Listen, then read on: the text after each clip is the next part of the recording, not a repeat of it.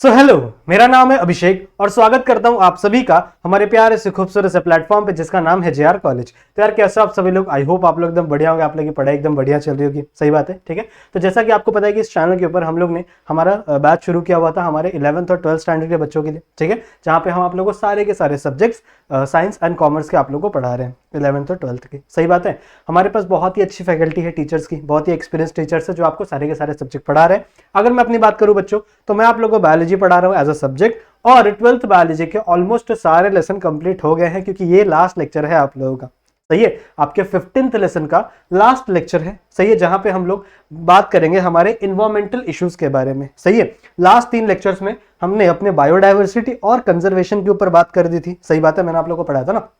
तो आज हम लोग सिर्फ एक लेक्चर के अंदर पूरा का पूरा कवर करेंगे कि आखिरकार इन्वायरमेंटल इश्यूज क्या हैं। सही है, देखो इन्वायरमेंटल इश्यूज सबसे इजी टॉपिक्स है अभी तक। सही है, क्योंकि देखो इसके अंदर हमको क्या पढ़ना है, जो हम लोग बचपन से सीखते आ रहे हैं वही कुछ पढ़ना है, बस थोड़ा सा ज्यादा डिटेल में। जैसे हम लोग को एयर पोल्यूशन पढ़ना है, वाटर पोल्यूशन पढ़ना है, नॉइज पोल्यूशन पढ़ना है, यही सारी चीजें इसके अंदर दी हुई है। फिर आप लोग ने बचपन से पढ़ा होगा global warming, green house gases, green house effect. सही है, ओजोन डिप्लेशन, ये सारी चीजें ही हम लोग को इस सारे लेसन के अंदर पढ़नी है। सही बात है, ठीक है। सो बहुत ही प्यारा सा छोटा सा लेक्चर बनेगा ये, टेंशन मत लेना, ठीक है। जितनी भी चीजें हैं मैं फटाफट आप लोगों को समझाने की कोशिश करूंगा और इसी के साथ साथ आपको टेक्स्ट बुक भी अपनी रीड करनी है क्योंकि जितनी चीजें दी हुई है मैं सारी चीजें नहीं बता सकता। अगर मैं सारी चीजें बताने बैठ गया, एक लाइन समझाने बैठ गया, तो 3-4 लेक्चर इसी में लग जाएगा।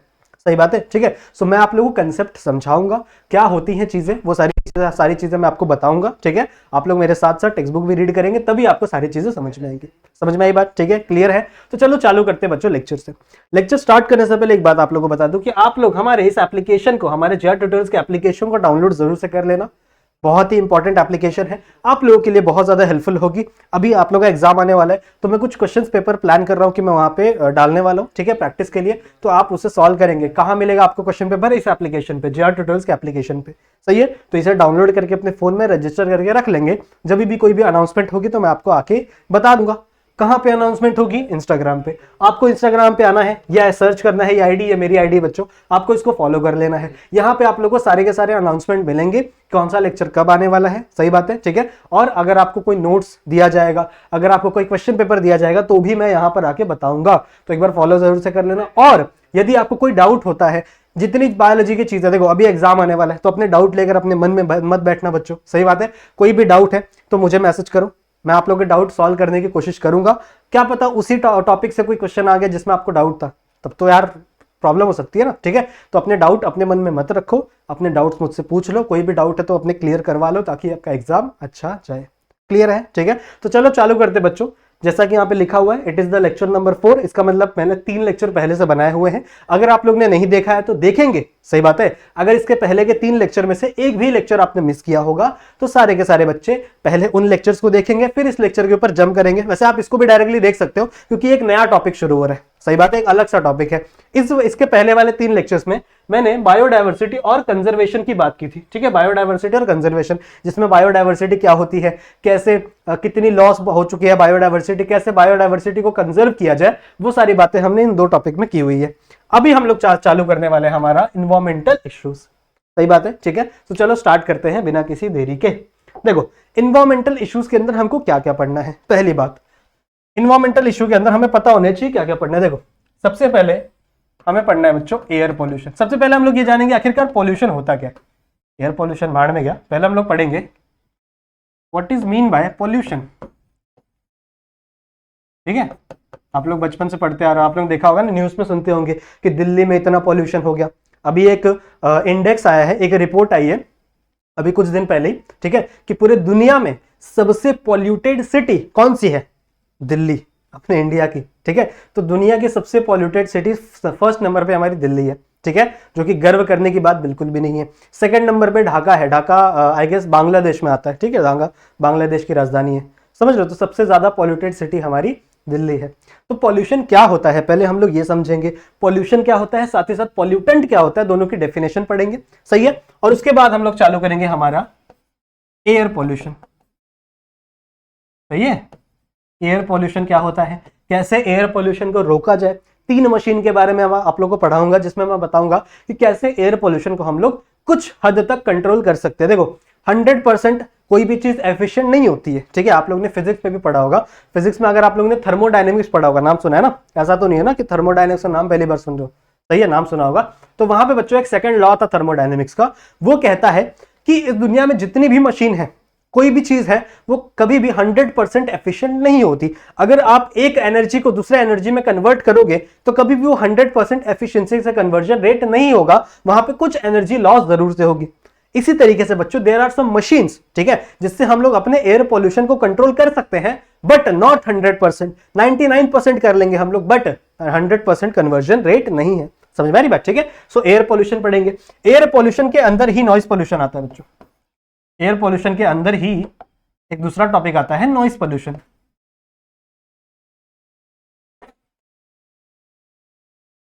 सही है, ठीक है। जब तक मैंने ये टॉपिक नहीं पढ़ा था, जब तक मैंने ये लेसन नहीं पढ़ा था, मुझे भी नहीं पता था कि एक्चुअली में नॉइज पोल्यूशन एयर पोल्यूशन का पार्ट है। पर कोई बात नहीं, जान लो कि आपका जो नॉइज पोल्यूशन है वो एयर पोल्यूशन का ही एक पार्ट है। समझ में आई बात, ठीक है। उसके बाद हम लोग पढ़ेंगे वाटर पोल्यूशन के बारे में। वाटर पोल्यूशन क्या होता है, कैसे फैलता है, कौन कौन से सस्पेंडेड पार्टिकल्स होते हैं, किन किन पार्टिकल्स को हम लोग प्योर कर सकते हैं और किन किन पार्टिकल्स को हम लोग प्योर नहीं कर सकते, वो हम लोग पढ़ेंगे वाटर पोल्यूशन में। सही है, वाटर पोल्यूशन, सही बात है, ठीक है। सो इतनी चीज हम लोग पढ़ेंगे। लैंड पोल्यूशन, सॉइल पोल्यूशन नहीं दिया हुआ है, दोनों अलग चीजें, ठीक है। लैंड पोल्यूशन अलग है, सॉइल पोल्यूशन अलग है। लैंड पोल्यूशन में कभी कभी इरोजन आप लोगों को देखने को मिलता है, सॉइल पोल्यूशन में इरोजन नहीं होता। सॉइल पोल्यूशन में आपको ज्यादातर आपके जो एरिया की सॉइल है उसके अंदर कोई केमिकल गिर जाता है जिसकी वजह से उसकी फर्टिलिटी खराब हो जाती है। सही है, तो ये सारी चीजें हम लोग सॉइल पोल्यूशन में देखेंगे, पर नहीं देखना है, ऐसा क्यों, क्योंकि दिया नहीं हुआ है। सही बात है। तो वाटर पोल्यूशन के बाद हम लोग बात करेंगे बच्चों कुछ टॉपिक्स की, जैसे हम लोग पढ़ेंगे बीओडी के बारे में। What is mean by BOD, ठीक है। तो मैं बताऊंगा आप लोग को, बायोलॉजिकली ऑक्सीजन का एक इंडेक्स है, तो मैं आप लोग को बीओडी के बारे में समझाऊंगा। सही है। फिर हम लोग पढ़ेंगे बच्चों ग्लोबल वार्मिंग के बारे में। ग्लोबल वार्मिंग क्या होती है, ग्रीन हाउस इफेक्ट क्या होता है, ग्रीन हाउस इफेक्ट से ही आपका ग्लोबल वार्मिंग रिलेटेड है। सही बात है, ठीक है। तो green house effect, global warming, ये सब क्या है, ये भी हम लोग जानेंगे। सही बात है। बचपन में आप लोगों ने इसके ऊपर प्रोजेक्ट बनाया होगा, मैंने बनाया था, ठीक है। मैंने बचपन में ग्लोबल वार्मिंग के ऊपर प्रोजेक्ट बनाया था और खड़े होकर स्टेज के ऊपर मैंने सबको समझाया था कि ग्लोबल वार्मिंग क्या होती है, ठीक है। तो वो तो बहुत ही छोटी बात थी, तो मैं आज आप लोगों को वापस समझाऊंगा वही चीजें थोड़ा अच्छे से, ठीक है। ग्लोबल वार्मिंग, उस टाइम पे तो मैं थोड़ा सा डरा हुआ था ना, बच्चा था ना मैं, कोई बात नहीं, ठीक है। तो बीओडी समझेंगे, ग्लोबल वार्मिंग समझेंगे, ग्लोबल वार्मिंग और ग्रीन हाउस इफेक्ट इसी के अंदर आएगा। उसके बाद बच्चों हम लोग पढ़ेंगे ओजोन डिप्लीशन। ओजोन डिप्लीशन, ठीक है। ओजोन डिप्लीशन क्या है, बहुत आप लोग ने सुना होगा कि ओजोन की जो लेयर है उसमें होल हो गया है, ओजोन के होल में छेद हो गया है ना, जिसकी वजह से यूवी रेज डायरेक्टली आ रहे हैं। अब ये यूवी रेज कैसे हेल्प करते हैं, ओजोन के अंदर क्या क्या होता है, सारा टिटिम्बा हम लोग सब समझेंगे आपके ओजोन डिप्लीशन में। सही बात है। और भी कुछ चीजें हैं, जैसे आपका जो वेस्ट है उसको कैसे मैनेज किया जाता है, वेस्ट मैनेजमेंट। सही बात है, तो वो भी चीज दी हुई है आपके बुक में। फिर कुछ ऐसे इवेंट्स दिए हुए हैं, ठीक है, महाराष्ट्र के कुछ इवेंट्स दिए हुए हैं, तो वो सारी चीजें बहुत ही आसान है, उसे आप खुद रीड करेंगे। सारी चीजें नहीं, एक दो टॉपिक है लास्ट के, उसे आप खुद रीड कर लेंगे, 2-3 पैराग्राफ ही है, बाकी पूरा का पूरा टॉपिक आप लोग को मैं मेरे जिम्मेदारी पे, ठीक है, मैं आप लोग को समझाऊंगा। समझ में आई बात, ठीक है। सो इतनी सारी चीजें आज इस लेक्चर में हम लोग कवर करने वाले। कौन कौन सी सबसे पहले पॉल्यूशन जानेंगे, पॉल्यूशन का डेफिनेशन पता करेंगे, पॉल्यूटेंट का मतलब पता करेंगे, पॉल्यूशन पॉल्यूटेंट अलग चीज है। सही बात है। फिर एयर पॉल्यूशन की बातें करेंगे, एयर पॉल्यूशन किससे किससे रोका जा सकता है। फिर नॉइज पॉल्यूशन की बातें करेंगे कुछ, फिर वाटर पॉल्यूशन की बातें करेंगे। इतना पॉल्यूशन होने के बाद, ठीक है, हम लोग बात करेंगे कुछ बीओडी की। बीओडी आप लोगों को पढ़ाऊंगा क्या होता है। बीओडी एक्चुअली देखो वाटर पॉल्यूशन से ही रिलेटेड है, ये वाटर पॉल्यूशन से ही रिलेटेड है, ठीक है। बीओडी है या बीओआई है, एक बार चेक करने दो, एक बार चेक करने दो, हाँ ठीक है, बीओडी ही है, बायोकेमिकल ऑक्सीजन डिमांड। तो हम लोग वाटर पॉल्यूशन में पढ़ेंगे, ठीक है, बताऊंगा क्या होता है। एक्चुअली में देखो वाटर के अंदर जितने भी हम लोग कह सकते हैं पॉल्यूटेंट आ चुके हैं जो वाटर को खराब कर रहे हैं, ठीक है, तो उनको हटाने के लिए देयर आर सम माइक्रोब्स, कुछ माइक्रोब्स होते हैं जो उनको क्या करते हैं, डिग्रेड करते हैं, उनको उनके ऊपर कुछ केमिकल प्रोसेस करते हैं जिसकी वजह से वो डिग्रेड हो जाते हैं। समझ रहे हो। तो 1 लीटर के अंदर 1 लीटर सीवेज के अंदर कितने ऑक्सीजन का नंबर लगता है किसी भी सीवेज को ट्रीट करने के लिए, वही है एक्चुअल में बीओडी, पढ़ाऊंगा डिटेल में। सही है। उसके बाद ग्लोबल वार्मिंग क्या है, ओजोन डिप्लेशन क्या है, वो जानेंगे हम लोग इस टॉपिक के अंदर, ठीक है। सो इतनी बातें हमें करनी है आज के इस लेक्चर में। क्या हो जाएगा, क्या आप लोग तैयार हैं मेरे साथ बढ़ने के लिए? रेडी है? चले, ठीक है, so let's go. First of all we have to, कहाँ गया? अच्छा हाँ चलो, first of all we have to know about the pollution. ठीक है, सबसे पहले हम लोग जानते हैं पॉल्यूशन क्या होता है। देखो पॉल्यूशन ये जो वर्ड है ये आप लोग बचपन से सुनते आ रहे हो। क्या होता है पॉल्यूशन? देखो आपके आसपास के सराउंडिंग में, ठीक है, आपके आसपास के इन्वायरमेंट के अंदर अगर आपके इन्वायरमेंट की क्वालिटी खराब हो जाए, ठीक है, कोई अनडिजायरेबल प्रोडक्ट जो आपके इन्वायरमेंट की क्वालिटी को खराब कर रहा है, क्वालिटी समझ रहे हो ना, उसकी जो क्वालिटी है, उसकी जो हम लोग कह सकते हैं कितना वो प्योर है कितना वो इम्प्योर है, तो कोई भी आपके इन्वायरमेंट की चीजों की क्वालिटी खराब कर रहा है, जिसकी वजह से वहां पे फिजिकल चेंज भी देखने के लिए मिल रहा है, जिसकी वजह से वहां पे बायोलॉजिकल चेंज भी देखने के लिए मिल रहा है, और जिसकी वजह से जहां पे केमिकल चेंज भी देखने के लिए मिल रहा है। मान लो वाटर पॉल्यूशन हो गया, ठीक है, तो वाटर में कुछ चीजें मैंने मिला दी जिसकी वजह से वाटर की जो क्वालिटी है वो खराब हो गई। सही है, मान लो मैंने कुछ भी मिला दिया, कंकड़ पत्थर या फिर कोई भी ऑर्गेनिज्म, बायो ऑर्गेनिज्म, या फिर गटर का पानी उठा लो, ठीक है, मान लो, ठीक है, तो अब इस चीज में क्या है, फिजिकली भी हमको अच्छा नहीं दिख रहा, तो मतलब इसके अंदर फिजिकल चेंज भी आया हुआ है। हमको फिजिकली पानी की जैसा नहीं दिख रहा ना यार, काला काला दिख रहा है, तो मतलब ये फिजिकली भी चेंज आया हुआ है। सही बात है, स्मेल भी आपको अलग सा आएगा। फिर केमिकली भी चेंज है, क्या उसके अंदर प्योर H2O है? नहीं, उसके अंदर और भी एडिशनल केमिकल्स आ चुके हैं, या फिर H2O कुछ चेंज हो चुका है। सही बात है, तो केमिकल चेंज भी हो रहा है इसके अंदर, और साथ साथ बायोलॉजिकल चेंज भी हो रहा है, मतलब उसके अंदर कुछ एडिशन हार्मफुल माइक्रोब्स आ चुके हैं बच्चों, जिसकी वजह से उसके अंदर बायोलॉजिकल चेंज भी आ चुका है। समझ में आई बात? ठीक है, सो ऐसे चेंज को, ऐसे अनडिजायरेबल चेंज को हम लोग पॉल्यूशन कहते हैं। समझ में आई बात? ठीक है, ऐसे अनडिजायरेबल चेंज को हम लोग क्या कहते हैं? पॉल्यूशन। समझ में आई बात? ठीक है, आई होप आप लोगों को इतनी चीजें समझ में आएंगी। आ जाओ रीड करते हैं, क्या बोला मैंने, देखो ध्यान से, जो मैंने बोला वही रीड करते हैं। What is mean by pollution? ठीक है, पॉल्यूशन का अर्थ है, ध्यान से देखो, एनी अनडिजायरेबल, ठीक है, एनी अनडिजायरेबल चेंज। अनडिजायरेबल का मतलब क्या होता है? अनवांटेड, जो हमारे लिए हमको सूट ना करे, ठीक है, ऐसी आलतू फालतू चेंज।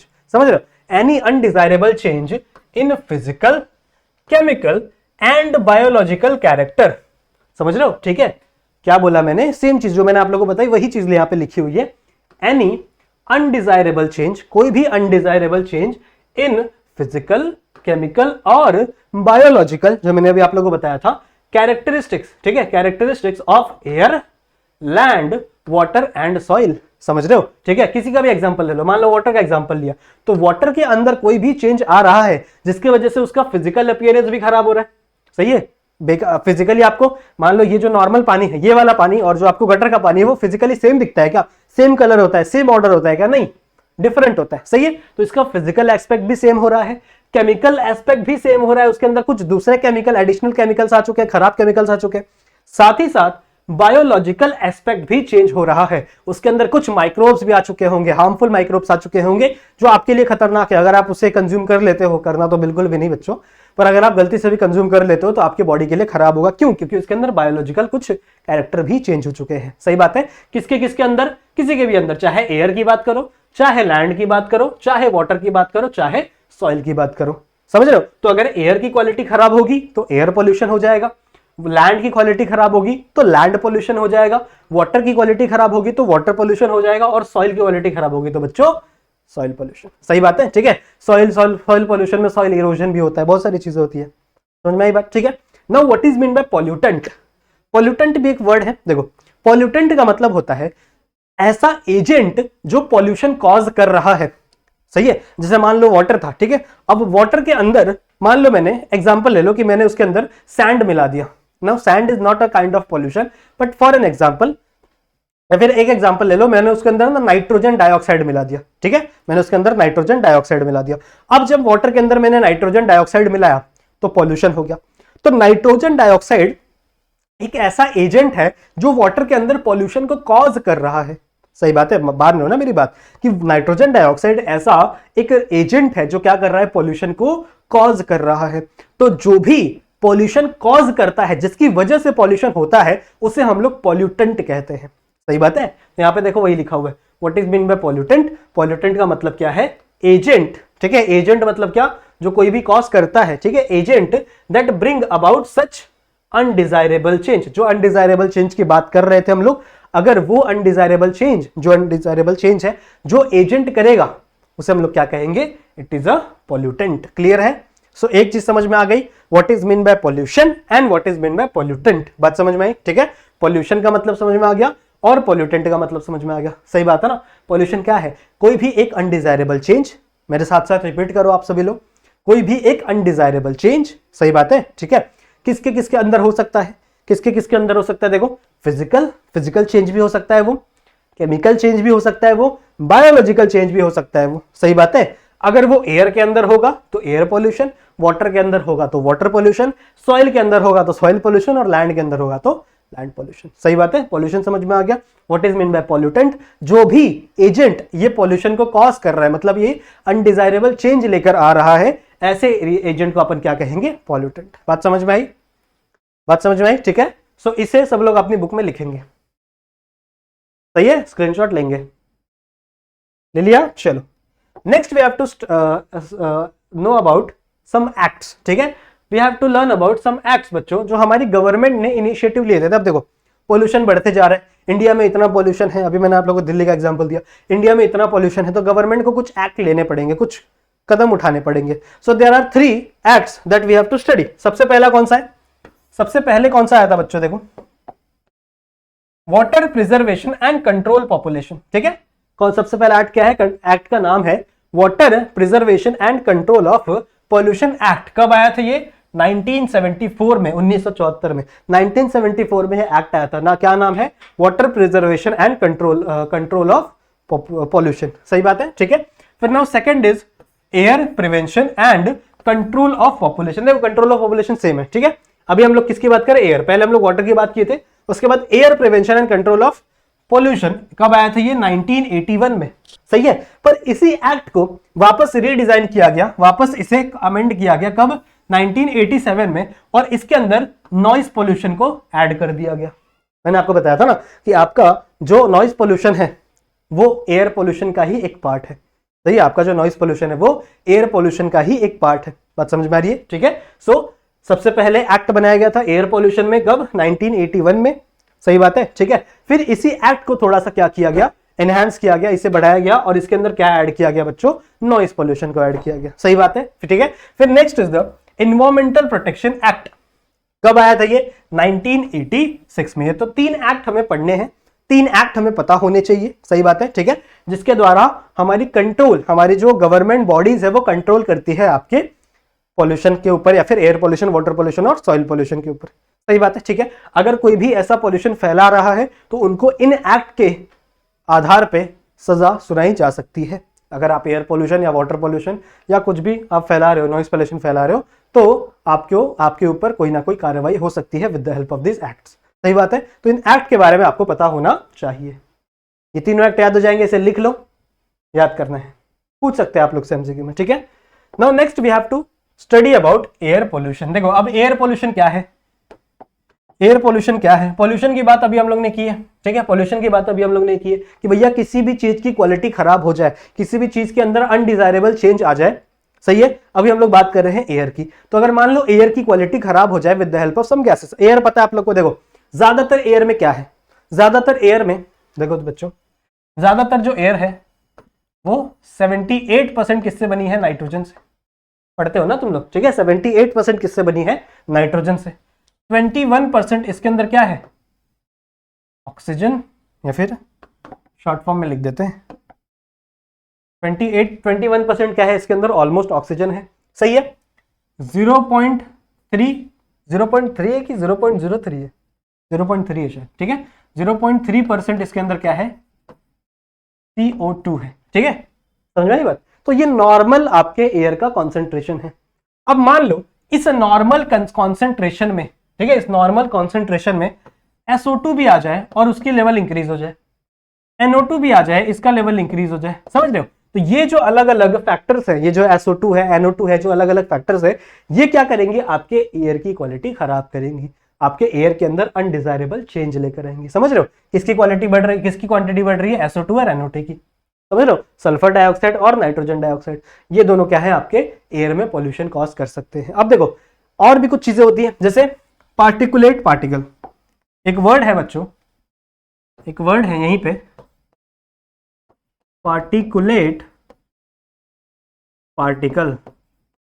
ना ये क्या है, इसे हम लोग ना शूट पार्टिकल भी बोल सकते हैं। शूट पार्टिकल क्या होता है? शूट पार्टिकल, कभी आप लोगों ने कोल को बर्न होते हुए देखा होगा, या फिर कभी आप लोगों ने लकड़ी जलाई होगी, लकड़ी देखो ना, तो जब लकड़ी जलती है तो वो पूरी ब्लैक ब्लैक कलर की हो जाती है, देखो जलने के बाद पूरी काली काली हो जाती है, और उसके बाद जब वो जलती है, कोयले से जलती है जब वो, तो उसके अंदर से ना छोटे छोटे काले काले पार्टिकल निकलते हैं, देखा होगा, तो छोटे छोटे काले काले पार्टिकल निकलते हैं, जिसकी वजह से वो आग हमें ब्लैक कलर की दिखती है, मतलब पूरी आग नहीं, उस आग का जो धुआं है वो ब्लैक कलर का दिखता है, देखा होगा ना आप लोग ने। ठीक है, नॉर्मल देखो हमारे घर पे जो स्टोव होता है, गैस होता है, वो हमें उसकी जब उसे जलाओगे तो उसके अंदर से कोई धुआं नहीं निकलता, क्यों? क्योंकि वो नेचुरल गैस है, नेचुरल गैस कभी भी कोई भी गैसेस को रिलीज नहीं करती।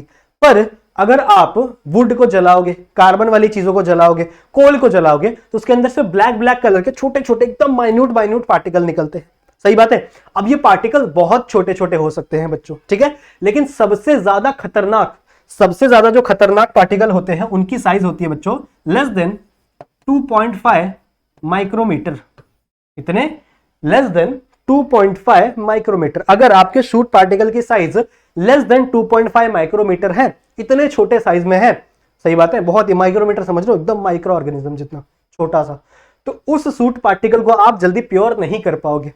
ऐसे शूट पार्टिकल्स को प्योर करना एक लेवल तक इम्पॉसिबल है बच्चों, और ये शूट पार्टिकल बहुत ही ज्यादा हार्म करते हैं हमारे शरीर में, सही बात है, हमारे लंग्स के अंदर चले जाते हैं, जिसकी वजह से लंग्स के अंदर डैमेज हो जाता है, लंग्स के अंदर जितनी भी चीजें होती है ना, आपका जो ट्रैकिया होता है, ट्रैकिया के ऊपर ऐसे जाके चिपक जाता है, जिसकी वजह से जो ऑक्सीजन का एब्जॉर्प्शन है वो कम हो जाता है, समझ लो, लंग्स की बहुत सारी डिजीज हो जाती है, अस्थमा हो जाता है लोगों को, because of the soot particle, जिसे आप पार्टिकुलेट पार्टिकल भी कह सकते हैं। यही पार्टिकल्स की वजह से, ये जो छोटे छोटे पार्टिकल्स है ना, ये जाके प्लांट के ऊपर भी अफेक्ट करते हैं, प्लांट के लीव्स के ऊपर चिपक जाएंगे। ये मान लो प्लांट्स का लीफ है, अब प्लांट्स के लीफ के ऊपर ऐसे जाके चिपक जाएंगे। अब प्लांट्स के लीफ में क्या प्रेजेंट होता है, आप लोगों ने पढ़ा होगा ना 11th स्टैंडर्ड में, स्टोमेटा प्रेजेंट होते हैं, देखो ऐसे, ये मैं अभी पढ़ाऊंगा तुम लोगों को, टेंशन मत लो, पहले जितनी चीजें मैं बता रहा हूं वो सुनो। ये मान लो एक लीफ है, ठीक है, एक लीफ है, अब इस लीफ पे बच्चों ऐसे छोटे छोटे ओपनिंग्स होते हैं, ऐसे छोटे छोटे ओपनिंग्स होते हैं, सही है, these openings are known as stomata, इन्हें हम लोग क्या बोलते हैं? स्टोमेटा, सही बात है। अब स्टोमेटा बहुत ही ज्यादा इंपॉर्टेंट होते हैं किसी भी प्लांट के लिए, because with the help of stomata आपका जो प्लांट है वो ट्रांसपिरेशन करता है, मतलब एक्सेस ऑफ जो वाटर है वो लूज करता है, सही है। With the help of stomata यहीं से CO2 अंदर जाता है बच्चों, यहीं से इस टोमेटा के थ्रू क्या अंदर जाता है? CO2 अंदर जाता है, जिसकी वजह से ये फोटोसिंथेसिस कर पाता है। अगर CO2 नहीं जाएगा प्लांट्स के पास तो वो फोटोसिंथेसिस परफॉर्म नहीं कर पाएगा। अब ये जो शूट पार्टिकल है, छोटे छोटे पार्टिकल है ब्लैक कलर के, ब्लैक कलर तो मैं इसमें दिखा नहीं पाऊंगा, तो मान लो ये जो ऑरेंज कलर से दिखा रहा हूं मैं particle, these are the soot particle, ये जाके इस टोमेटा के ऊपर चिपक जाएंगे, समझो, ऐसे बहुत जगह चिपकेंगे, ऐसा नहीं खाली स्टोमेटा ढूंढ ढूंढ के चिपकते हैं, पर ये बहुत जगह चिपकेंगे, साथ ही साथ में आपके स्टोमेटा के ऊपर भी चिपक जाएंगे, तो मतलब आपके स्टोमेटा की कवरिंग ब्लॉक हो गई। अगर आपके स्टोमेटा की कवरिंग ब्लॉक हो गई तो प्लांट को CO2 नहीं मिलेगा, समझ रहे हो, प्लांट को CO2 नहीं मिलेगा। अगर प्लांट को CO2 नहीं मिलेगा तो एनर्जी कैसे बनाएगा वो? साथ ही साथ उसका ट्रांसपिरेशन का प्रॉब्लम भी चालू हो जाएगा, वो ट्रांसपिरेशन भी नहीं कर पाएगा। ट्रांसपिरेशन समझते हो ना, एक्सेस ऑफ वाटर, प्लांट के बॉडी में जो एक्सेस ऑफ वाटर होता है, ज्यादा पानी है, जरूरत से ज्यादा पानी है, प्लांट क्या करता है? उसको इस टोमेटा के थ्रू यहां से बाहर निकाल देता है, समझ लो, this is nothing but transpiration. Transpiration थोड़ा डिटेल प्रोसेस है, लेकिन मैंने इसको ऑलरेडी पढ़ाया हुआ है 6वें लेसन में, आएगा 6वें या 7वें लेसन में पढ़ाया हुआ ट्रांसपिरेशन, देख लेना जाके, ठीक है। So this is the stomatal function जो कि ब्लॉक किया जा रहा है because of this particulate particle या फिर शूट पार्टिकल, समझ रहे हो। तो इन सॉइल पोल्यूशन या फिर सॉरी एयर पोल्यूशन की वजह से कितनी सारी चीजें हो सकती हैं। अब देखो मैंने लिखा क्या क्या है, बता दिया मैंने, अब लिखा क्या क्या, देखो, it reduces growth and yield of the crops. Crops की अगर हम लोग बात करें बच्चों, तो क्रॉप्स का ग्रोथ रुक जाएगा। ग्रोथ क्यों रुक जाएगा? अगर इसको CO2 नहीं मिलेगा तो ये अपने ग्लूकोज नहीं बना पाएगा, बिकॉज फोटोसिंथेसिस से ही आगे चल के ग्लूकोज का फॉर्मेशन होता है, सही बात है, ठीक है। अब अगर इसको CO2 नहीं मिलेगा तो ग्लूकोज नहीं बना पाएगा, अगर इसको ग्लूकोज नहीं मिलेगा तो इसकी ग्रोथ कैसे होगी? भैया एनर्जी चाहिए, अगर आपको ग्रोथ करनी है तो आपको एनर्जी चाहिए। एनर्जी किससे मिलेगी? ग्लूकोज के ब्रेकडाउन से। तो अगर आपके पास ग्लूकोज ही नहीं होगा तो एनर्जी कैसे मिलेगी? जिसके वजह से आपके प्लांट्स की ग्रोथ रिड्यूस हो जाती है और उसका यील्ड भी कम हो जाता है, आपके क्रॉप्स का यील्ड भी क्या हो जाता है? कम हो जाता है। फिर प्रीमेच्योर डेथ ऑफ प्लांट। एक प्लांट प्रीमेच्योर था, ठीक है, अभी बड़ा हो रहा था, पर उसके ऊपर शूट पार्टिकल्स आगे लग गए, छोटे छोटे पार्टिकल्स आगे लग गए, जिसकी वजह से अब वो सांस नहीं ले पा रहा। सांस इन द सेंस मतलब क्या कि अब वो अपने फोटोसिंथेसिस नहीं कर पा रहा, ऑक्सीजन को रिलीज नहीं कर पा रहा, तो प्रीमेच्योर प्लांट की डेथ हो जाती है। समझ रहे हो? ऐसे कंडीशन में प्रीमेच्योर प्लांट, प्रीमेच्योर मतलब क्या, छोटे छोटे लीव्स है, थोड़े बहुत ही लीव्स है। अब थोड़े बहुत ही लीव्स पर अगर आकर ये लग जाएगा आपका शूट पार्टिकल, बड़े प्लांट में क्या होता है, बहुत सारे लीव्स है, थोड़े लीव्स पे अगर शूट पार्टिकल लग गया तो फर्क नहीं पड़ता, बाकी सारे प्लांट्स से हम लोग फोटोसिंथेसिस कर लेंगे। पर यहाँ पे छोटे छोटे प्लांट्स है, छोटे छोटे प्लांट्स में अगर शूट पार्टिकल्स लगे तो उनकी डेथ हो जाती है। समझ रहे हो? देखो बड़े प्लांट्स में ग्रोथ रुक जाएगी या फिर ईल्ड कम हो जाएगा, ईल्ड थोड़े टाइम के लिए कम हो जाएगा, बट छोटे पार्टिकल्स में सीधा इनकी क्या हो जाएगी, डेथ। समझ रहे हो? ठीक है। फिर detritus effect on the respiratory system of the human and animal. ठीक है, डिट्रीटस मतलब खतरनाक, खतरनाक इफेक्ट हो रहा है, बहुत ही खतरनाक इफेक्ट देखने को मिलता है इसका, किसका, रेस्पिरेटरी सिस्टम पे। जैसे मैंने आप लोग को बताया ना कि लंग्स के अंदर जाके चिपक जाते हैं, हमारे ट्रैकिया पे जाके चिपक जाते हैं, जिसकी वजह से हमारे लंग्स की एफिशिएंसी कम हो जाती है, लोगों को अस्थमा जैसी प्रॉब्लम देखने के लिए मिलती है because of this soot particle. सही है। So detritus effect on respiratory system of human, इंसानों में भी देख सकते हैं और एनिमल्स में, जो भी एनिमल्स उसके पास प्रेजेंट होगा उनके अंदर ये शूट पार्टिकल की प्रॉब्लम हो सकती है। नाउ सवाल ये है कि कैसे हम इन्वायरमेंट से इस शूट पार्टिकल को या फिर पर्टिकुलेट पार्टिकल को रिमूव करें, कैसे हम इन SO2 को और NO2 को रिमूव करें। सही है। So there are several methods, देखो आ जाओ, देयर आर सेवरल मेथड्स। ठीक है, देयर आर, क्या पढ़ना है हम लोग को, रिमूवल ऑफ पार्टिकुलेट मैटर। ठीक है, पार्टिकुलेट मैटर को रिमूव कैसे किया जाए, तीन तरीके हैं हमारे पास बच्चों। एक है आपका इलेक्ट्रोस्टैटिक प्रेसिपिटेटर, सही है, फिर एक है आपका स्क्रबर, देन कैटालिटिक कन्वर्टर। एक एक को ध्यान से पढ़ेंगे, टेंशन मत लो, एक एक को अपन धीरे धीरे करके, टेंशन मत लो, हर एक चीज को अपन ध्यान से पढ़ने वाले। सही बात है। ठीक है, सबसे पहले अपन देखते हैं इलेक्ट्रोस्टैटिक प्रेसिपिटेटर। इलेक्ट्रोस्टैटिक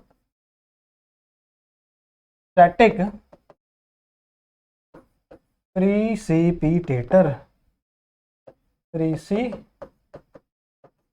प्रेसिपिटेटर, सही है स्पेलिंग, स्पेलिंग कभी कभी गलत हो जाती है यार। सही है, ठीक है, हाँ चल, सही है स्पेलिंग, सही है। इलेक्ट्रोस्टैटिक प्रेसिपिटेटर क्या होता है, देखो इलेक्ट्रोस्टैटिक प्रेसिपिटेटर जनरली कहाँ पे यूज किए जाते हैं, कंपनीज में यूज किए जाते हैं। जैसे मान लो कोई कोयले की कंपनी है, जैसे कोल के पावर प्लांट होते हैं ना, थर्मल पावर प्लांट, अब वहां से क्या होता है, वहां से बड़े बड़े चेंबर लगे हुए रहते हैं, जिसकी वजह से वहां जो भी कोल होता है ना बच्चों, वहां से रिलीज हो जाता है, जो भी कोल पार्टिकल है, जो भी कोल का सूट पार्टिकल है, वो डायरेक्टली एज एयर में रिलीज कर दिया जाता है। समझ लो, पहले कर दिया जाता था, अब बहुत ही ज्यादा दिक्कत होने लगी, लोगों को पता चला कि भैया उस कोल के अंदर सूट पार्टिकल है, अगर आप डायरेक्टली उसको एयर में डाल दोगे, डायरेक्टली उसको क्या करोगे, एयर में अगर आप डाल दोगे तो दिक्कत हो जाएगी। सही बात है, क्योंकि अगर वो डायरेक्टली एयर में गया, डायरेक्टली अगर वो एयर में गया तो जिसकी वजह से बहुत सारे नुकसान अभी हम लोग ने पढ़े ना, पार्टिकुलेट पार्टिकल्स के, तो बहुत सारे नुकसान हो सकते हैं।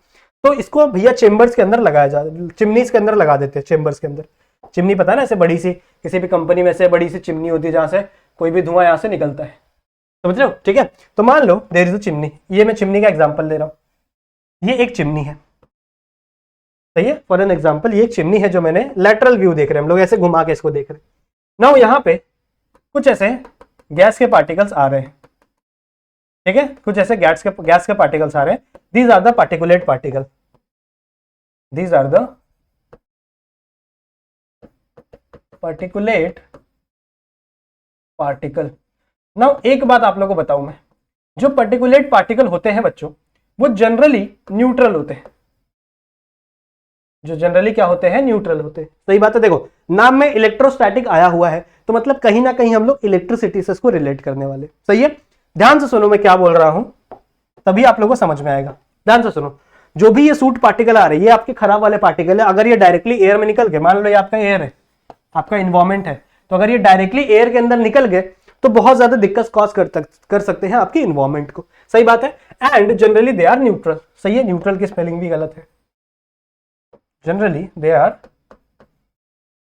अभी भी गलत है, देख लेना न्यूट्रल की स्पेलिंग क्या होती है यार।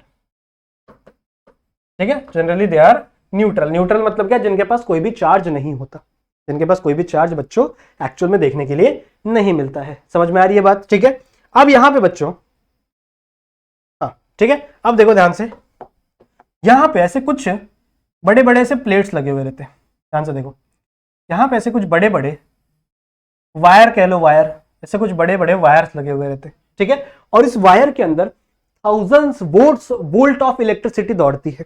दीज आर हाईली पावर्ड, ऐसे लिख लो, हाईली पावर्ड या फिर highly electrified, highly electrified wires, ठीक है। हाईली इलेक्ट्रिफाइड क्या है, ये वायर्स है, और ये ऐसे वायर्स है बच्चों जिनके अंदर 1000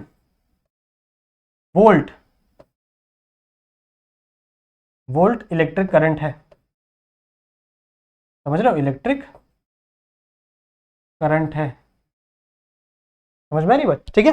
तो यहां पे से कुछ प्लेट्स लगे हुए हैं जिसके अंदर thousands volts of electric current है, बहुत ज्यादा इलेक्ट्रिसिटी है, सही है।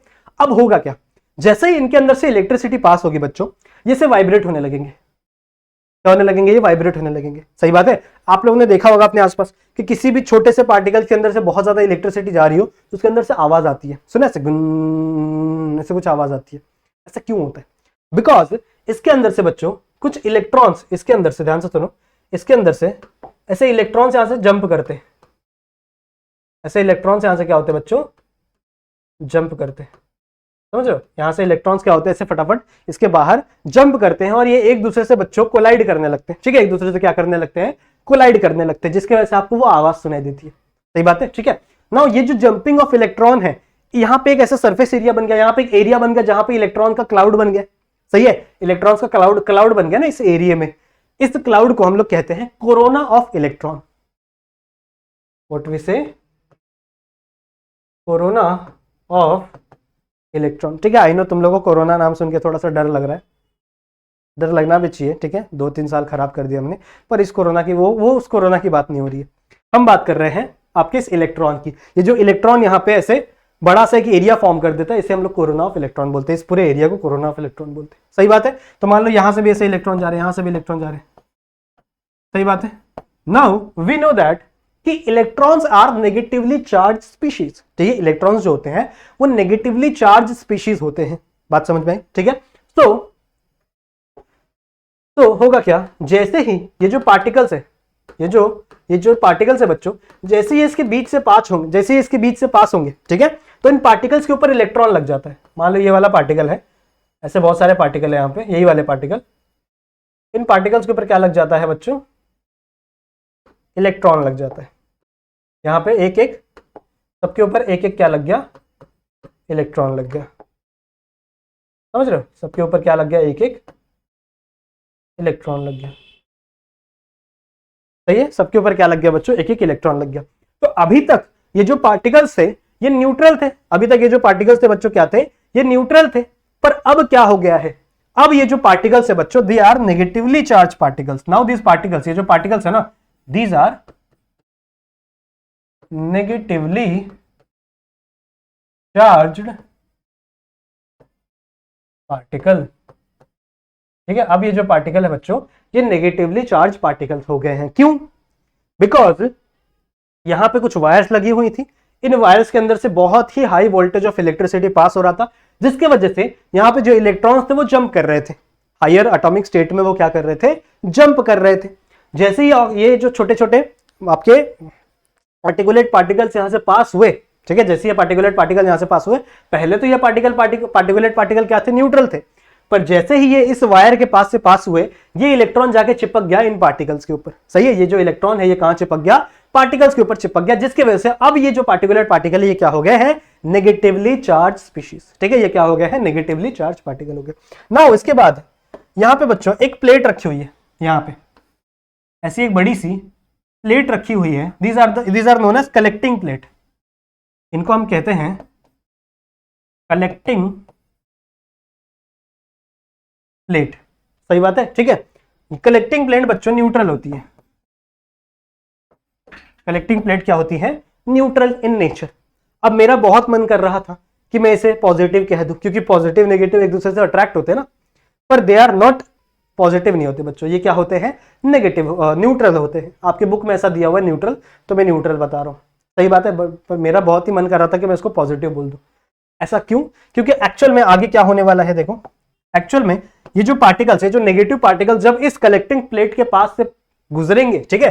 तो यहां पे ये जितने भी पार्टिकल्स है ना, ये इस कलेक्टिंग प्लेट पे चिपक जाएंगे। क्यों चिपक जाएंगे भैया? क्योंकि इनके पास है नेगेटिव चार्ज, इनके पास है इलेक्ट्रॉन्स, तो they are negative in charge, और वो चिपक जाएंगे किसके ऊपर? इस प्लेट के ऊपर, समझ रहे हो, ठीक है। जिसकी वजह से ये क्या है? कलेक्टिंग प्लेट्स है। नेगेटिव चिपक रहा है तो मैं इसके पॉजिटिव बोलना चाहता था पर नहीं बोलना है, आपके बुक में न्यूट्रल दिया हुआ है, तो ये दिया आर न्यूट्रल। समझ में आई बात? सिमिलरली यहां पे भी होगा, यहां पे भी तो बहुत सारे पार्टिकल्स आके इस कलेक्टिंग प्लेट के ऊपर क्या हो जाएंगे बच्चों? चिपक जाएंगे। सही है, ठीक है। तो यहां पे इलेक्ट्रॉन आके यार लग गए ऐसे। सही बात है, इजी है, क्लियर है, ठीक है। सो ऑलमोस्ट 99%, ठीक है, ऑलमोस्ट 99%, कितने? 99% जो पार्टिकुलेट पार्टिकल थे वो इस कलेक्टिंग प्लेट पे चिपक जाते हैं, पर 1% अभी भी एयर में चला जाता है। मैंने आपको बताया था ना, कभी भी 100% कन्वर्जन रेट नहीं होता। ऐसी कोई मशीन हमने बनाई नहीं जो 100% एफिशिएंट हो, 100% अच्छा रिजल्ट दे हमें, नहीं। 99% जो पार्टिकुलेट पार्टिकल थे, जो इन्वायरमेंट में पॉल्यूशन कॉज करने वाले थे, उनको क्या कर लिया गया? यहां पे ट्रैप कर लिया गया, जिसके वजह से 99 तो यहीं पे ट्रैप हो गए, सिर्फ 1% बाहर एयर में गए, तो पॉल्यूशन कम हो गया। समझ में आ गई बात? These are the electrostatic precipitator. समझ में आ गया? इसका स्क्रीनशॉट ले लो फटाक से, क्योंकि इसको मिटाने वाला हूं मैं भी, ठीक है। So these are the electrostatic precipitator. Clear है? चलो नेक्स्ट समझते हैं। नेक्स्ट क्या है? कहां गया? हाँ, नेक्स्ट आर द स्क्रबर। अब हमें पढ़ना है स्क्रबर्स के बारे में, ठीक है। यहां पे देखो दिया हुआ मैंने, नेक्स्ट आर द स्क्रबर्स। किसके लिए यूज होते हैं बच्चों? ये SO2 गैस को निकालने के लिए यूज होते हैं, ठीक है। किसके लिए यूज होते हैं? ये SO2 गैसेस को निकालने के लिए यूज होते हैं। समझ में आई बात? ठीक है। अब देखो, कुछ ऐसा सा एक इंस्ट्रूमेंट है, ऐसा ऐसा, थोड़ा बेकार बन गया। कुछ ऐसा सा एक इंस्ट्रूमेंट है, ऐसा नहीं बना है ना, ऐसा ऐसा ऐसा ऐसा, हाँ अब थोड़ा ठीक है, सही बात है, ठीक है। ध्यान से देखो, ऐसा सा एक इंस्ट्रूमेंट है बच्चों, यहां से कुछ ऐसे गैसेस पास हो रहे हैं, यहां से कुछ गैसेस आ रहे हैं, ठीक है।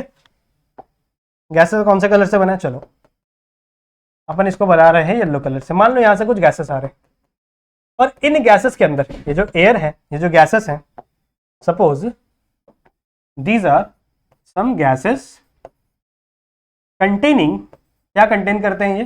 Containing SO2। क्या है इनके अंदर? SO2 है, मतलब क्या है ये? Sulphur dioxide. सही है। यहां पे कुछ गैसेस हैं, गैसेस के अंदर क्या प्रेजेंट है? सल्फर डाइऑक्साइड प्रेजेंट है। अब हमें स्क्रबर में करना यही है कि अब हमें यहां से SO2 को रिमूव करना है, ठीक है। कुछ भी करके हमें क्या करना है? SO2 को रिमूव करना है। तो हम यहां से कुछ चीजें यहां से डालते हैं, यहां से, ये दिख रहा है, ये इनलेट है, यहां से हम लोग कुछ चीजों की एंट्री कराते हैं। दो चीज डाल सकते हैं हम लोग, या तो आप वाटर डाल सकते हो, या फिर आप लाइम डाल सकते हो, लाइम और लाइम का और डाल सकते हो, समझ रहे हो, ठीक है। लाइम और ही है ना, एक मिनट चेक करने दो। लाइम स्प्रे है बच्चों, ठीक है, वही सेम ही चीज है।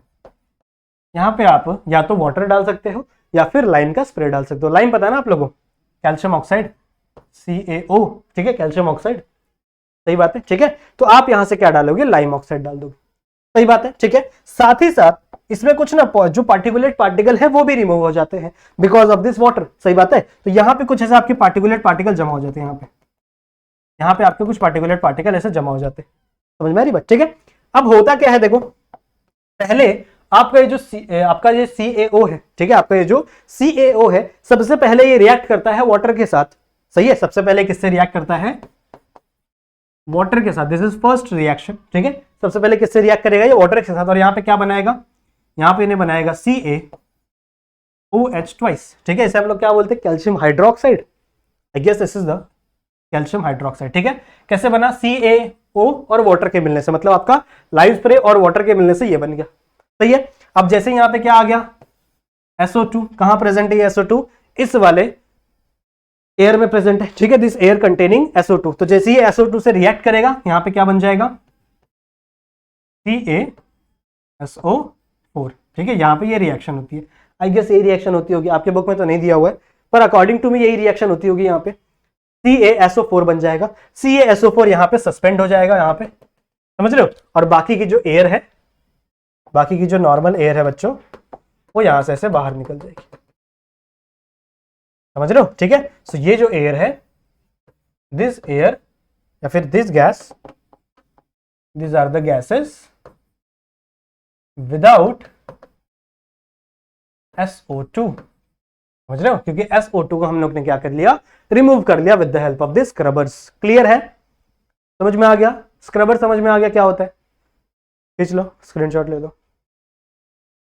क्लियर है? ले लिया? चलो चलो बढ़ते आगे।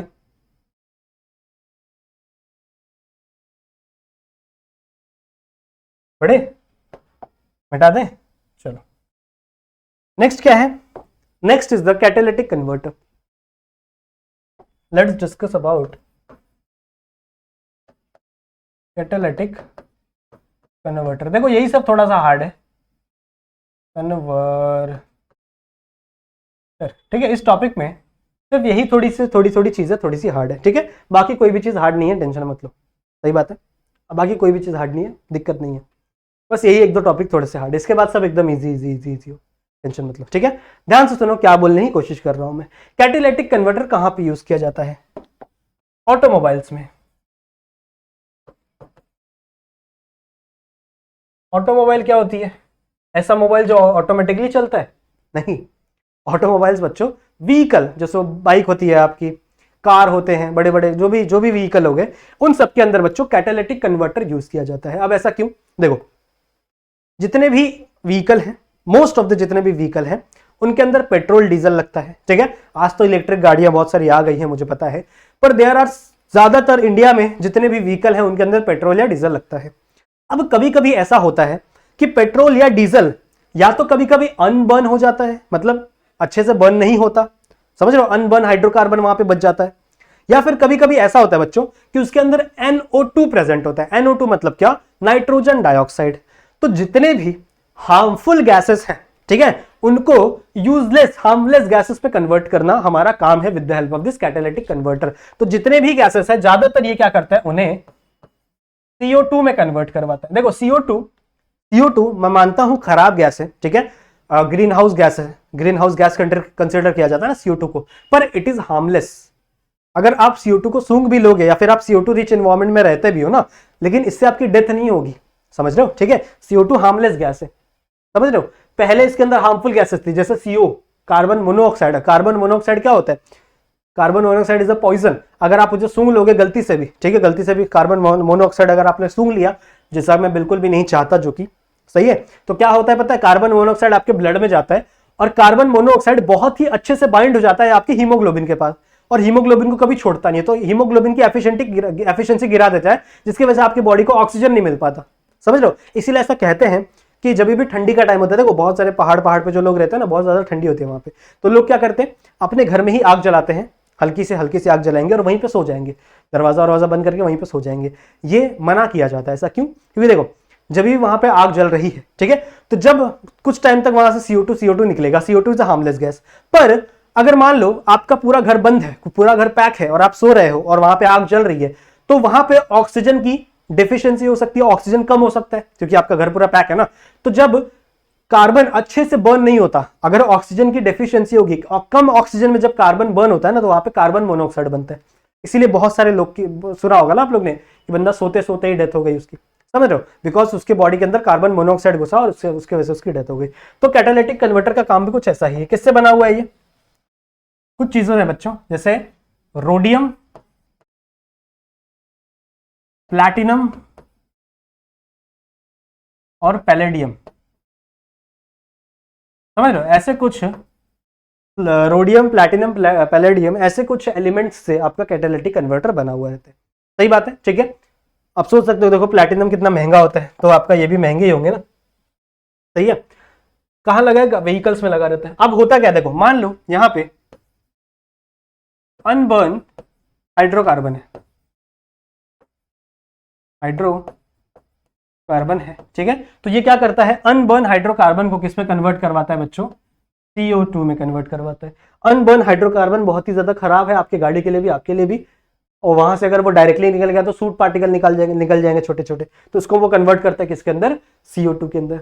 साथ ही साथ अगर मान लो कार्बन मोनोऑक्साइड फॉर्म हो गया है तो इस कार्बन मोनोऑक्साइड को भी ये कन्वर्ट करता है किसके अंदर, कार्बन डाइऑक्साइड के अंदर। साथ ही साथ अगर मान लो NO2 है, NO2 मतलब क्या है, this is the nitrogen dioxide, nitrogen dioxide, सही है। तो अगर नाइट्रोजन डाइऑक्साइड है बच्चों, तो इस नाइट्रोजन डाइऑक्साइड को ये डायरेक्टली किसके अंदर कन्वर्ट कर देता है, आपके नाइट्रोजन गैस में, यानी N2 के गैस में। क्लियर है, समझ में आई बात, ठीक है। तो हमको देखने से क्या पता चल रहा है, ये इसी चीज को कैटालिटिक कन्वर्टर बोलते हैं, ठीक है। तो ये क्या कर रहा है बच्चों, आपका जो अनबर्न हाइड्रोकार्बन है उसे ये कन्वर्ट कर रहा है किसके अंदर, CO2 में, सही बात है। फिर आपका जो CO है, what is mean by CO, it is carbon monoxide, सही है। तो जो कार्बन मोनोऑक्साइड है ये भी कन्वर्ट हो रहा है किसके अंदर, CO2 में। एंड ये जो आपका NO2 है, सही है, this is the NO2 that is nitrogen dioxide, ये भी किसमें कन्वर्ट हो रहा है, N2 में, दैट इज नाइट्रोजन में कन्वर्ट हो रहा है। सही बात है, सही बात है, ठीक है। तो क्या मैं कह सकता हूं कि आपका जो कैटालिटिक कन्वर्टर हार्मफुल गैसेस को, ठीक है, हार्मफुल गैसेस को या फिर हार्मफुल चीजों को किस में कन्वर्ट करवाता है, हार्मलेस में, हार्मलेस गैसेस में कन्वर्ट करवाता है। समझ में आई बात, ठीक है। हार्मफुल चीजों को हार्मलेस गैसेस में क्या करवाता है, वो कन्वर्ट करवाता है। This is your catalytic converter. समझ गया, समझ में आ गया।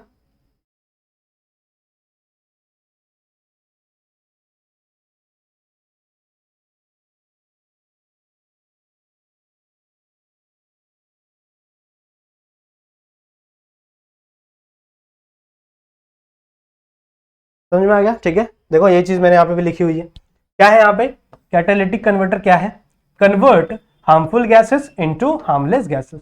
वही चीज मैंने जो आप वहां पे लिखी वही चीज यहाँ पे भी लिखी हुई है, पहले से लिखी हुई है ये चीज। समझ में आ गया, ठीक है। तो आई होप आप लोग को पर्टिकुलेट पार्टिकल को या फिर आपके एयर पॉल्यूशन को साफ करने के लिए there are some instrument that we use. सबसे पहला कौन सा देखा, इलेक्ट्रोस्टैटिक प्रेसिपिटेटर, जो क्या करता था, ये मैं आप लोगों को बताया थर्मल पावर प्लांट में यूज किया जाता है, सही बात है, ठीक है। जिसके वजह से सूट पार्टिकल है वो ऑलमोस्ट 90% तक ब्लॉक कर दिया जाता है with the help of electricity. फिर स्क्रबर की बात करें, क्या निकालता है, ये SO2 निकालता है।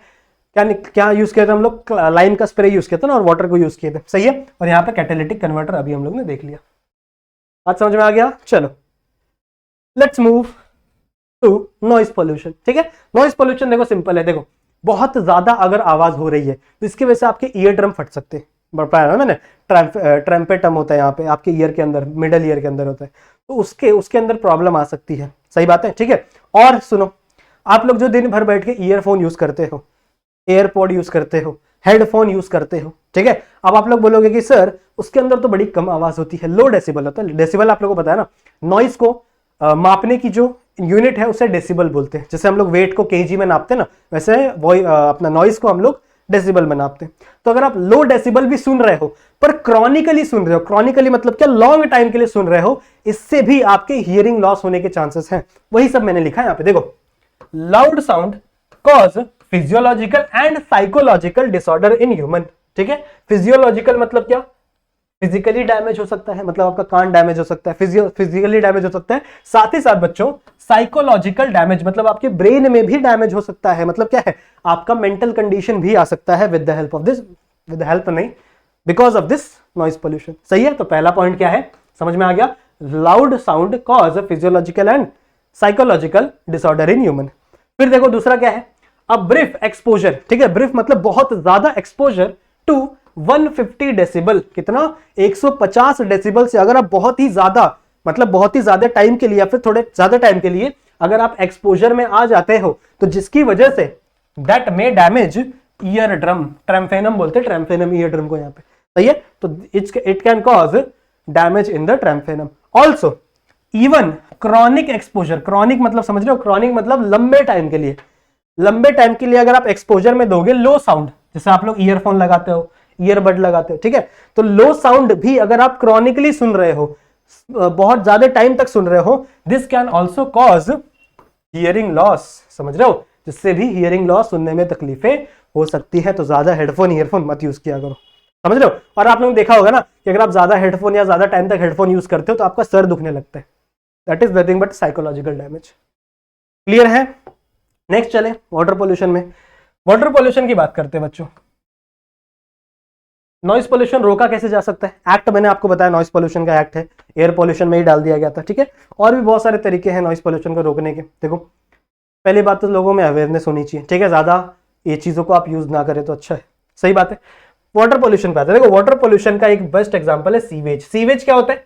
जो हमारे घर से गंदा पानी निकलता है, ठीक है। जो गंदा पानी, मान लो जो हम कपड़ा धो रहे हैं, बर्तन धो रहे हैं, तो वो जो पानी निकल रहा है, वो पानी, वो जो वाटर है, वो आपका सीवेज बनता है। मतलब आपके किसी गटर वटर में, बाजू वाले में जाता होगा, सही है। अब ये जो सीवेज है बच्चों, इसमें क्या होता है? हमारे घर से जो सीवेज निकल रहा है उसमें ऑलमोस्ट 99% या फिर 99.9% प्योर वाटर ही होता है, पर 1% इसमें अनवांटेड सब्सटेंस होते हैं। मतलब जो पॉल्यूटेंट होते हैं, पॉल्यूटेंट लिख देता हूं, पॉल्यूटेंट होते हैं, सही बात है। अभी जो 1% पॉल्यूटेंट है बच्चों, ये 3 टाइप के हो सकते हैं। देखो मैंने यहाँ पे लिखे हुए, ये जो 1% पॉल्यूटेंट है ये 3 टाइप के हो सकते हैं। कौन कौन से? एक आपका सस्पेंडेड सॉलिड, मतलब जैसे सैंड हो सकता है, सॉलिड हो सकता है, सॉइल हो सकता है। ये सारी चीजें किसके अंदर आएंगी? आपके सस्पेंडेड सॉलिड्स के अंदर आएंगी, जिसे आप इजिली रिमूव कर सकते हो, इजिली रिमूव कर सकते हो। जैसे आप कोई भी चीज को कपड़े से छान दो या फिर कोई चीज से छान दो, तो जो भी सॉइल है, जो भी सैंड है, वो रिमूव हो जाएगा, सही बात है। फिर उसके बाद होता है बच्चों कोलोइडियल मटेरियल, ठीक है। नेक्स्ट क्या है? कोलोइडियल मटेरियल। और उसके बाद क्या है? आपके डिसॉल्व्ड मटेरियल। समझ में आ रही बात? ठीक है। नेक्स्ट क्या है? आपके डिसॉल्व मटेरियल। अब जैसा मैंने आपको बताया, ध्यान से सुनो, तब समझ में आएगा। जैसा कि मैंने आप लोगों को बताया कि आप लोग सस्पेंडेड सॉलिड्स को, ठीक है, इजीली रिमूव कर सकते हो। लेकिन अगर मैं कोलोइडियल मैटर की, मटेरियल की बात करूं, इसके अंदर आपका फीकल वेस्ट आ सकता है, फीकल वेस्ट, फीकल वेस्ट या फिर ऑर्गेनिक वेस्ट, समझ रहे हो? ऑर्गेनिक वेस्ट, फीकल वेस्ट समझते हो ना? मैंने आप लोगों को 10th लेसन में पढ़ाया था, 40, ठीक है, उसको फीकल वेस्ट बोलते हैं। अब इन सारी चीजों को माइक्रो ऑर्गेनिज्म डिग्रेड कर सकता है, सही बात है। माइक्रो ऑर्गेनिज्म उसके ऊपर अगर लगे तो वो इन चीजों को, फीकल वेस्ट को डिग्रेड कर सकते हैं। मतलब ये भी इजीली वाटर से रिमूव किया जा सकता है, थोड़ा सा मेहनत करना पड़ेगा। पर जो डिसॉल्व मटेरियल होते हैं, जैसे गैसेस, जैसे नाइट्रोजन, जैसे सल्फर, जैसे बहुत ही खराब खराब गैसेस, अगर वो भी डिसॉल्व है इस वाटर के अंदर, तो उसे हम लोग क्या कहेंगे? It is a dissolved material, सही बात है। तो 3 चीजें हो सकती हैं, suspended solid, easily remove, soil हो सकता है, कोलोइडियल आपका फीकल वेस्ट हो सकता है जिसे हम लोग बायोडिग्रेडेशन पे रिमूव कर सकते हैं, और आपका डिसॉल्व मटेरियल जो कि हार्मफुल गैसेस होती हैं। समझ में आई बात? जो कि क्या होती हैं? आपकी हार्मफुल गैसेस होती है। क्लियर है? क्लियर है? समझ में आ गया? सो आई होप आप लोगों को इतनी चीजें समझ में आ गई। नेक्स्ट आ जाओ बच्चों, योर बायोकेमिकल ऑक्सीजन डिमांड पे, ठीक है। इसी को हम लोग क्या बोल रहे थे? बीओडी, ठीक है। बीओडी का मतलब क्या है? Biochemical oxygen demand. अब देखो, वाटर पॉल्यूशन में मैंने आपको बताया कि पानी भैया खराब हो चुका है। फिर मैंने आपको एक चीज बताई कि यहां पे जो कोलोइडियल मटेरियल है उसे आप डिग्रेड कर सकते हो with the help of micro organism, ठीक है। अब जब माइक्रो ऑर्गेनिज्म कोई भी चीज को डिग्रेड करते हैं बच्चों, तो उनको चाहिए ऑक्सीजन, सही है। उनको क्या चाहिए? ऑक्सीजन चाहिए। उनको जो भी ऑक्सीजन लगेगा, उनको ऑक्सीजन लगेगा ना भैया पानी को डिग्रेड करने के लिए, उसे हम लोग नापेंगे आपके बीओडी में। उसे अपन किस में नापेंगे? बीओडी में। ध्यान से सुनो मैं क्या बोल रहा हूं। मान लो 1 लीटर आपका वेस्ट वाटर प्रेजेंट है आपके पास, तो उस 1 लीटर वेस्ट वाटर को अगर डिग्रेड करने के लिए कितने ऑक्सीजन की जरूरत पड़ेगी? कुछ ऑक्सीजन होंगे ना। 1 लीटर को, मान लो 1 लीटर आपका वाटर वेस्ट है, उसको डिग्रेड करने के लिए जितने ऑक्सीजन की जरूरत पड़ेगी, उतने ऑक्सीजन को हम लोग क्या बोलते हैं? बायोकेमिकल ऑक्सीजन डिमांड, ठीक है। उतने ही केमिकल को अपन क्या बोलते हैं? बायोकेमिकल ऑक्सीजन डिमांड, ठीक है। That is the amount of oxygen required to degrade the 1 litre of water waste. समझ रहे हो? कितना अमाउंट ऑफ ऑक्सीजन लगेगा 1 लीटर ऑफ वाटर वेस्ट को डिग्रेड करने के लिए? उस अमाउंट, उस पूरी फ्रीक्वेंसी को हम लोग क्या बोलते हैं? Biochemical oxygen demand. देखो वही लिखा हुआ मैंने यहाँ पे, amount of oxygen required to degrade all the organic matter, ठीक है। जितने भी ऑर्गेनिक मैटर है उस वाटर के अंदर, गंदे पानी के अंदर, ठीक है, उसको डिग्रेड करने के लिए जितना अमाउंट ऑफ ऑक्सीजन लगेगा इन 1 लीटर ऑफ वाटर, ठीक है, इसे हम लोग क्या कहेंगे, बायोलॉजिकल ऑक्सीजन डिमांड। क्लियर है, समझ रहा है, ठीक है। तो इसे जरा आप लोग नोट डाउन करें, मैं थोड़ा सा पानी पीता हूं।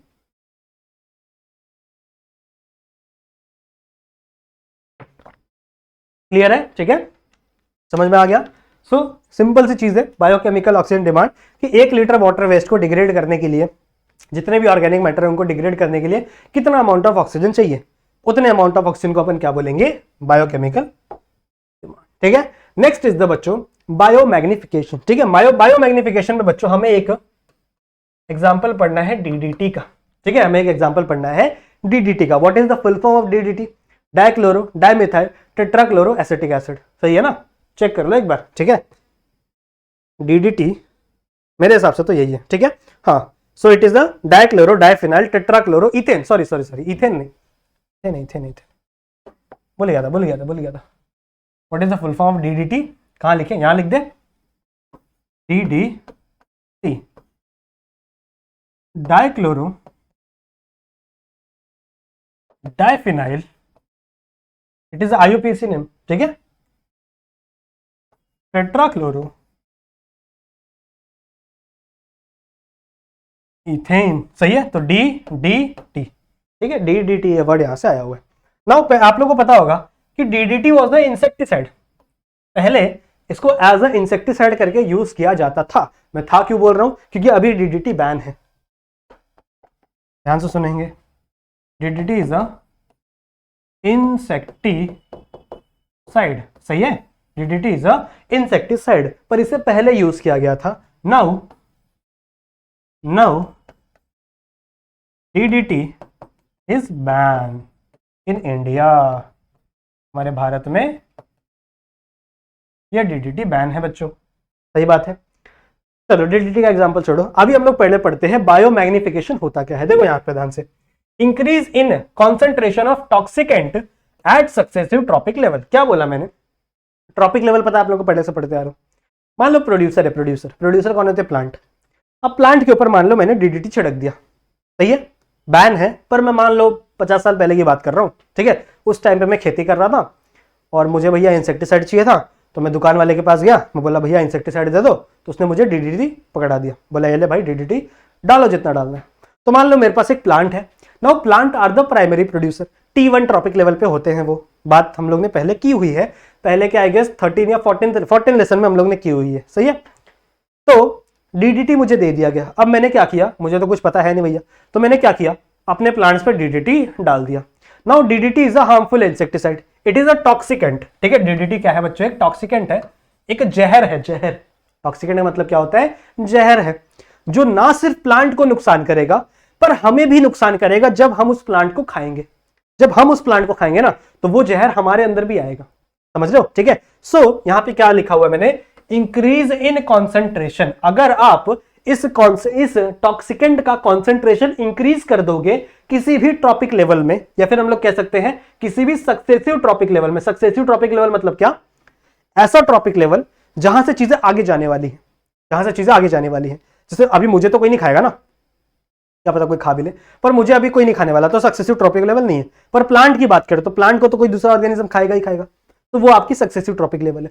किसी भी सक्सेसिव ट्रॉपिक लेवल में जब टॉक्सिकेंट मतलब टॉक्सिक चीजों का कॉन्सेंट्रेशन इंक्रीज हो जाएगा बच्चों, इसी चीज को हम लोग क्या कहते हैं, बायोमैग्निफिकेशन, ठीक है। इसी चीज को हम लोग क्या बोलते हैं, बायोमैग्निफिकेशन, सही बात है। आई नो, मैं अंदर के टॉपिक पढ़ा रहा हूं, अगर आप टेक्स्ट बुक खोलोगे तो उसमें ऑर्गेनिक आपका जो इंसेक्टिसाइड वाला टॉपिक है उसके अंदर से पढ़ा रहा हूं, क्योंकि ऊपर की चीज आप खुद से पढ़ सकते हो, समझ में आ जाएगा आप लोग को। बायोमैग्निफिकेशन शायद नहीं समझे, इसलिए मैं आप लोग को समझा रहा हूं, सही है। तो बायोमैग्निफिकेशन क्या है कि किसी भी टॉक्सिकेंट चीजों का अगर कॉन्सेंट्रेशन बढ़ जाए किसी भी सक्सेसिव ट्रॉपिकल लेवल में, तो उसे हम लोग क्या कहेंगे, आपका बायोमैग्निफिकेशन, सही बात है। अब इसका एक एग्जाम्पल है, suppose I have a plant, वही एग्जाम्पल ले लो मेरा वाला, ठीक है। सपोज मैं गया दुकान पे, आज से 50 साल पहले की बात है, पहले तो उस टाइम में मैं जिंदा नहीं था, एग्जाम्पल ले लो, ठीक है। 1950 की बात है, सिर्फ स्टोरी है बच्चों ये, ठीक है। 1950 की बात है, मैं गया, मैं भैया फार्मर हूं, मस्त प्लांट उगा रहा हूं, ये मेरा प्लांट है, it is on T1 trophic level, सही है, it is my plant. Now मेरे प्लांट में बड़े सारे कीड़े लग रहे, तो मैं क्या भैया दुकान वाले के पास, मैं बोला भैया मुझे ज़रा दे दो इंसेक्टिसाइड दे दो। तो उसने मुझे पकड़ा दिया डीडीटी। उसने मुझे क्या पकड़ा दिया? DDT. What is the full form of DDT? Dichloro diphenyl tetrachloro ethane. सही बात है। मैं लाया और मैंने इस डीडीटी को अपने प्लांट के ऊपर छिड़क दिया। ठीक है, अपने प्लांट के ऊपर छिड़क दिया। अब जितने भी छोटे छोटे कीड़े थे वो तो मर गए, क्योंकि भैया डीडीटी बहुत खतरनाक है। पर ये जो डीडीटी है ना, ये मेरे प्लांट के अंदर एब्जॉर्ब हो गया। मेरे प्लांट ने क्या किया? इसको एब्जॉर्ब कर लिया। साथ ही साथ यहाँ की जो सॉइल होगी उस सॉइल ने भी इसको एब्जॉर्ब किया, तो मेरे सॉइल की फर्टिलिटी भी खराब हो गई। लेकिन अभी हम लोग सॉइल की बात नहीं कर रहे, मान लो इसकी हम लोग बात कर रहे हैं। ठीक है, अभी हम लोग बात कर रहे हैं नॉर्मली आपके इस प्लांट की। अब इस प्लांट के अंदर बच्चों ध्यान से पढ़ेंगे, अब इस प्लांट के अंदर मैंने क्या डाल दिया है? डीडीटी। सही बात है। ठीक है, नाउ सपोज ये जो प्लांट है ये एक फाइटोप्लैंक्टन है। फाइटोप्लैंक्टन है। What is mean by phytoplankton? जो प्लांट्स पानी के अंदर उगते हैं, वाटर प्लांट। सही बात है, जो प्लांट्स इसके अंदर उगते हैं, पानी के अंदर उगते हैं। मान लो अब इन प्लांट्स को फिशेस ने खा लिया। इस प्लांट्स को किसने खा लिया? फिशेस ने खा लिया। तो फिशेस के अंदर ये डीडीटी वाला सब्सटेंस चला गया। ठीक है, मान लो इस फिशेस को किसी बर्ड ने खा लिया। ठीक है, किसने खा लिया? इस बर्ड ने खा लिया। तो अब इस बर्ड के अंदर ये डीडीटी चला गया। समझ आ रही बात? ये बर्ड के अंदर क्या चला गया? डीडीटी चला गया। अब देखो कुछ चीजें यहाँ पे लिखी हुई है मैंने। High concentration of DDT to disturb the calcium metabolism of bird. जैसे ही इस बर्ड के अंदर ज्यादा कॉन्सेंट्रेशन आ गया किसका? डीडीटी का। तो डीडीटी ने क्या किया? It disturb the calcium metabolism. ठीक है, कैल्शियम का जो मेटाबॉलिज्म था वो उसने खराब कर दिया। कैल्शियम अच्छे से नहीं बन रहा। कैल्शियम आप लोगों को पता है, जो भी अंडे देते हैं ना बच्चे, जो भी ऑर्गेनिजम्स अंडे देते हैं, उनके अंडे की जो ऊपर वाली शील्ड होती है उसके अंदर कैल्शियम होता है, वो कैल्शियम से बना हुआ रहता है। सही है, तो अगर इसके कैल्शियम मेटाबॉलिज्म खराब हो गया तो क्या होगा? Causing thinning of the egg shell. मतलब इसका जो एग होगा, जो इसका बच्चा पैदा होगा, उसका एग शेल बहुत ही थिन होगा, बहुत ही पतला होगा। क्यों? Because of the calcium metabolism अच्छे से नहीं हुआ है, बिकॉज ऑफ द डीडीटी। सही है, तो कैल्शियम मेटाबॉलिज्म नहीं हुआ, उसकी वजह से बच्चों इसका जो एग शेल है वो क्या हो गया? थिन हो गया है, जिसकी वजह से बच्चों प्रीमेच्योर ब्रेकिंग ऑफ एग हो गया। अब देखो एग का शेल बहुत ही पतला था, जिसकी वजह से प्रीमेच्योर मतलब जब वो मैच्योर नहीं हुआ था उसके अंदर का बच्चा, तभी वो क्या हो गया? उसका एग शेल ब्रेक हो गया। अब एग शेल ब्रेक हो गया, बच्चा अंदर से डेवलप हुआ नहीं था, जिसकी वजह से उसकी क्या हो गई? बर्ड हो गई, जिसकी वजह से बर्ड्स की पॉपुलेशन क्या हो जाती है? कम हो जाती है। तो मेरे प्लांट के ऊपर डीडीटी छिड़कने से देखो कितना इफेक्ट हो रहा है। समझ रहे हो? दैट्स व्हाई डीडीटी को बैन कर दिया गया। समझ में आ गया? क्लियर है? क्लियर है, समझ में आ गया? ठीक है, 1 घंटे की क्लास ऑलरेडी हो गई है, पर मुझे कुछ और चीजें पढ़ानी है बच्चों। आई एम सो सॉरी, थोड़ा सा मेरे साथ कोऑपरेट करो, थोड़ा सा। ठीक है, ग्लोबल वार्मिंग, ओजोन डिप्लेशन, उसके बाद में तुम लोगों को रिलीज कर दूंगा, बस थोड़ा सा। ठीक है, आ जाओ ग्लोबल वार्मिंग पे चलते हैं। ठीक है, ग्लोबल वार्मिंग क्या होती है ध्यान से पढ़ेंगे, ध्यान से देखो। ग्लोबल वार्मिंग के साथ एक और वर्ड जुड़ा हुआ रहता है हमेशा, ग्रीन हाउस इफेक्ट। तो पहले हम लोग ग्रीन हाउस इफेक्ट ही पढ़ेंगे, उसके बाद में तुम लोगों को समझाऊंगा ग्लोबल वार्मिंग क्या होती है। देखो पहले हम लोग नॉर्मल सिनेरियो समझते हैं। Normal scenario, normal, this is your earth, this is our earth. ठीक है, और अर्थ के बाहर कौन प्रेजेंट है? यहाँ पे सूरज दादा, ये हमारे सूरज दादा है। सही बात है। ठीक है, तो होता क्या है? देखो नॉर्मल कंडीशन में क्या होता है, हमारे जो सूरज दादा है वहां से ना सन की रेज आती है, यहां से ऐसे सन की रेज आती है बच्चों, समझ रहे हो? तो जैसे ये सन की रेज बच्चों, जैसे ध्यान से सुनो, जैसे ही ये सन की रेज हमारे अर्थ पे टकराती है, ये वापस रिफ्लेक्ट बैक हो जाती है, ऐसे रिफ्लेक्ट हो जाती है। ये क्या हो जाती है? वापस स्पेस के अंदर क्या हो जाती है? ये रेज रिफ्लेक्ट हो जाती है, जिसकी वजह से आपके इस अर्थ के अंदर ज्यादा टेम्परेचर नहीं बढ़ता, क्योंकि आपकी जितनी भी सन की रेज है वो रिफ्लेक्ट हो जा रही है आपके अर्थ के ऊपर पड़ते ही। आप लोगों ने पढ़ा होगा ना केमिस्ट्री में कि कोई भी रेज आती है तो रेज किसी भी ऑब्जेक्ट के ऊपर गिरती है, फिर वो रिफ्लेक्ट हो जाती है। समझ रहे हो? जैसे हमारी आंखों का भी यही रोल है ना। अभी मुझे कोई चीज कैसे दिख रही है, मुझे ये कैमरा कैसे दिख रहा है, मेरे सामने जो कैमरा है मुझे कैसे दिख रहा है कि यहाँ पे कैमरा है। एक्चुअली हो क्या रहा है, ये जो ऊपर लाइट लगी हुई है, उन लाइट से कुछ रेज आ रही है कैमरे के ऊपर लग रही है, फिर वो रिफ्लेक्ट बैक होकर मेरी आंखों में एब्जॉर्ब हो रही है, तब मुझे दिख रहा है कि हाँ यहाँ पे कैमरा है। समझ रहे हो? तो मतलब हर ऑब्जेक्ट पे आपकी रेज रिफ्लेक्ट होती है। कोई भी ऑब्जेक्ट पे आपकी रेज डालोगे तो वहां से रिफ्लेक्ट बैक होंगी किसी ना किसी एंगल के साथ साथ। सेम चीज यहां पे हो रही है हमारे सन से। दिस इज अवर सन, सूरज ज्यादा सही है। तो हमारे सन से बच्चों जब भी कोई भी रेज आती है हमारे अर्थ पे, तो वो जैसे ही हमारे अर्थ पे गिरती है वो क्या हो जाती है, रिफ्लेक्ट बैक हो जाती है। ये एक नॉर्मल कंडीशन है बच्चों, ये क्या है आपका नॉर्मल कंडीशन, ठीक है, ये क्या है आपका नॉर्मल कंडीशन।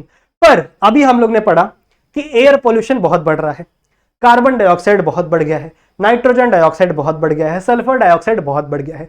दीज और gases are greenhouse gases, क्योंकि ये ग्रीन हाउस इफेक्ट कॉज कर रही है। देखो क्या होता है ग्रीन हाउस इफेक्ट, देखो ध्यान से। अब वही हमारी अर्थ है, यही हमारी अर्थ है। और अब बच्चों इस अर्थ के एटमॉस्फेयर में, या फिर हम लोग कहते हैं स्ट्रेटोस्फीयर, स्ट्रेटोस्फीयर नहीं यार, ट्रोपोस्फीयर होता है, ऊपर वाला स्फीयर, ठीक है। अच्छे से बनाते हैं थोड़ा सा, समझ लो। दिस इज अवर अर्थ, सही है। और अगेन सेम हमारे सूरज भगवान, ठीक है, यहाँ पे हमारा सन है, सही बात है। अब बच्चों हमारे अर्थ के एटमॉस्फेयर में, हमारे अर्थ के नेचर में यहाँ पे बच्चों कुछ गैसेस बढ़ गई हैं, जैसे CO2, जैसे SO2, सॉरी SO4 लिख दिया मैंने, SO2, जैसे NO2, सही बात है। अब इन सारे गैसेस का कॉन्सेंट्रेशन हमारे अर्थ पे इंक्रीज हो गया है। देखो ध्यान से देखो, समझ में आएगा सब। इन सब का जो कॉन्सेंट्रेशन है वो हमारे अर्थ पे क्या हो गया है, बहुत ज्यादा इंक्रीज हो गया है, ठीक है। थोड़ा सन को दूर बनाते हैं, ठीक है, इनका कॉन्सेंट्रेशन बहुत ही ज्यादा इंक्रीज हो गया, सही है। अब वापस वही कंडीशन इमेजिन करो, यहां से सन से सनलाइट आ रही है, दिस इज द सनलाइट, या फिर सन के रेज है, ऐसे लिख लो, ठीक है। दीज आर द सनलाइट जो हमारे अर्थ पे आ रही है, अर्थ पे आ रही है और ऐसे पड़ रही है। अब होना क्या चाहिए था, होना क्या चाहिए था बच्चों, कि ये सनलाइट यहां पे पड़ने के बाद रिफ्लेक्ट हो जाए वापस स्पेस में, ये होना चाहिए था ना, ठीक है। यहां से होने के बाद बच्चों ये वापस क्या हो जाने चाहिए थे, रिफ्लेक्ट हो जाने चाहिए थे। पर ऐसा होता नहीं है, ऐसा नहीं होता। क्यों? बिकॉज ऑफ दिस गैसेस, ये जो गैसेस है ना प्रेजेंट है आपके इन्वायरमेंट में, ये गैसेस क्या करेंगी, इन सन के रेडिएशन को, ये जो सन का रेडिएशन वापस जाने की कोशिश कर रहा है, इसको ट्रैप कर लेंगी, इसको एब्जॉर्ब कर लेंगी। समझ लो क्या कर लेंगे, इसको एब्जॉर्ब कर लेंगे। तो ये सन का रेडिएशन बहुत ही कम, बहुत ही छोटा मोटा ही जा पाता है, समझ लो, कुछ कॉन्सेंट्रेशन ही बाहर जा पाता है। बहुत सारा कॉन्सेंट्रेशन ये कार्बन डाइऑक्साइड क्या कर लेता है, खुद ही एब्जॉर्ब कर लेता है, समझ लो, ठीक है। दिस इफेक्ट, ये जो इफेक्ट हुआ यहां पे, जो फिनोमिना हुई, इस इफेक्ट को हम लोग कहते हैं बच्चों ग्रीन हाउस इफेक्ट, ठीक है। इस इफेक्ट को हम लोग क्या बोलते हैं, ग्रीन हाउस इफेक्ट। समझ में आ गया ग्रीन हाउस इफेक्ट क्या होता है? ग्रीन हाउस इफेक्ट का मतलब यही होता है बच्चों कि सन से जो रेज आ रही हैं अर्थ पे, वो वापस रिफ्लेक्ट बैक नहीं हो पा रही। देयर आर सम गैसेस जो क्या कर रही हैं, इस गैसेस, ये जो जितने भी पार्टिकल्स है, जो आपका रेडिएशन था, इसको क्या कर ले रही हैं, एब्जॉर्ब कर ले रही हैं। सो ये एब्जॉर्प्शन के वजह से यहां पे आपका जो सन का रेडिएशन है वो वापस रिफ्लेक्ट बैक नहीं हो पा रहा। ये जो प्रोसेस है, ये जो इफेक्ट है, इसे हम लोग क्या बोल रहे हैं, ग्रीन हाउस इफेक्ट। और ग्रीन हाउस इफेक्ट कॉज करने वाली जो गैसेस हैं, इन गैसेस को हम लोग कहते हैं बच्चों ग्रीन हाउस गैसेस। समझ रहे हो, ग्रीन हाउस गैसेस। तो जो भी गैसेस ग्रीन हाउस कॉज करती है, ग्रीन हाउस इफेक्ट कॉज करती हैं, उन्हें हम लोग ग्रीन हाउस गैसेस कहते हैं। बात समझ में आई? समझ में आई? पक्का? वापस बताऊं, देखो ध्यान से, थोड़ा सा बताता हूं। नॉर्मल कंडीशन में क्या हो, this is the normal condition. Normal condition में क्या हो रहा था, सन से लाइट आ रही है, या फिर हम लोग कह दो रेडिएशन, लाइट छोड़ो, रेडिएशन, ठीक है। ये जो रेडिएशन आ रहा है ये हमारे सन पे लग रहा है, हमारे अर्थ पे लग रहा है, अर्थ के सरफेस पे लग रहा है, इज द अर्थ सरफेस। और ये रिफ्लेक्ट बैक वापस कहां पे हो जा रहा है, स्पेस में हो जा रहा है। पर यहां पे ग्रीन हाउस गैसेस प्रेजेंट होने की वजह से जब सनलाइट अर्थ के एटमॉस्फेयर में आती है तो वह एंटर तो हो जाती है, पर जब वो रिफ्लेक्ट बैक करने की कोशिश करती है तो बहुत कम ही रिफ्लेक्ट बैक हो पाती है। बहुत सारी गैसेस क्या कर लीजिए, बहुत सारी जो गैसेस हैं वो इन रेडिएशन को एब्जॉर्ब कर लेती हैं। इस इफेक्ट को हम लोग क्या बोलते हैं, ग्रीन हाउस इफेक्ट। समझ में आई बात, क्या बोलते हैं इसको, ग्रीन हाउस इफेक्ट। और जो भी गैसेस ये ग्रीन हाउस इफेक्ट कॉज कर रही है ना बच्चों, उन्हें हम लोग ग्रीन हाउस गैसेस कहते हैं। सही बात है, क्लियर है, ठीक है। अब ध्यान से सुनो, ध्यान से सुनो। अब ये जो हमारा अर्थ है, ये जो हमारा अर्थ है, ठीक है, अब इस अर्थ पे क्या हो रहा है, बहुत ही बेकार चीजें हो रही है ना। यहाँ पे जो गैसेस थी, यहाँ पे जो गैसेस थी बच्चों, इन्होंने क्या किया, ये जो सन का रेडिएशन था, यहाँ पे सन था अपना, यहाँ पे अपना सन था, ठीक है, तो इसका जो रेडिएशन था वो क्या कर लिया, यहीं पे ट्रैप कर लिया, जितना भी रेडिएशन था क्या हो गया, यहीं पे ट्रैप कर लिया। सही बात है। अब अगर आप रेडिएशन को ट्रैप करोगे, सन की लाइट को ट्रैप करोगे, सन की लाइट मतलब क्या है, हीट एनर्जी। सन की लाइट क्या है, लाइट एनर्जी और हीट एनर्जी, दो चीजें होती है ना। सन की रेडिएशन में दो एनर्जी होती है, एक आपकी लाइट एंड हीट एनर्जी। तो अगर रेडिएशन एब्जॉर्ब होगा तो मतलब हीट भी एब्जॉर्ब होगी, हीट भी एब्जॉर्ब होगी, मतलब आपका जो इन्वायरमेंट है वो ज्यादा हीट वाला हो जाएगा। समझ रहे हो। और हमारे वर्ल्ड को, हमारे अर्थ को क्या कहते हैं, ग्लोब। हमारे अर्थ को ग्लोब बोलते हैं ना, ग्लोब बोलते हैं कि नहीं। ग्लोब मतलब क्या, हमारा अर्थ। जैसे कहीं कहीं ऑफिसेस में होता है ना, ग्लोब लगाया रहता है, मतलब हमारा अर्थ। तो हमारा अर्थ जो है बच्चों, because of this trapping of heat energy, because of this trapping of radiation of the sun, हमारा ग्लोब क्या हो रहा है, वार्म हो रहा है, गर्म हो रहा है। This process is known as global warming. Global warming मतलब आपका जो अर्थ है वो क्या हो रहा है, आपका क्या, मेरा भी जो अर्थ है वो क्या हो रहा है, गर्म हो रहा है। ऐसा माना जाता है कि हर 10 ईयर में, ऐसे माना जाता है हर 10 साल में 2.5 डिग्री सेल्सियस ज्यादा टेम्परेचर बढ़ रहा है हमारे अर्थ का। हर 10 साल में 2.5 डिग्री सेल्सियस बढ़ते जा रहा है हमारे अर्थ का। अब आप बोलोगे सर 10 साल में 2.5 बढ़ रहा है, क्या है, क्या इसमें प्रॉब्लम है। अगर ऐसे ही बढ़ता रहा बच्चों तो आने वाले 50 सालों में, सिर्फ 50 सालों में जो ग्लेशियर है अंटार्कटिका साइड में या फिर नॉर्थ पोल साउथ पोल में जो ग्लेशियर्स हैं वो मेल्ट होने लगेंगे। समझ रहे हो। अगर वो ग्लेशियर्स मेल्ट होंगे तो उनका पानी कहाँ जाएगा, ओशन में जाएगा। सही बात है। ओशन कहाँ, ओशन ओवरफ्लो होने लगेंगे तो ओशन का जो पानी है वो कहाँ आएगा, लैंड पे आएगा ना, जिसकी वजह से बहुत सारा लैंड एरिया डूब जाएगा। समझ रहे हो। ठीक है, आधा इंडिया साउथ डूब जाएगा। ये बहुत बड़ी दिक्कत है। समझ में आई बात। This is the global warming. Clear है, समझ में आया ग्लोबल वार्मिंग। चलो नेक्स्ट एक और टॉपिक है बच्चों, ओजोन डिप्लेशन। ठीक है, उसके बाद वाले टॉपिक आप खुद से पढ़ लेना। ओजोन डिप्लेशन भी हम लोग समझ लेते हैं ना। What is mean by ozone. Ozone is a form of oxygen in triplet form, O3। देखो नॉर्मल ऑक्सीजन कैसे होता है, O2 के फॉर्म में होता है, सही है, but there is a oxygen called O3। सही है। और ये O3 कहां प्रेजेंट होता है बच्चों, स्ट्रेटोस्फीयर में, स्ट्रेटोस्फीयर ऑफ अर्थ।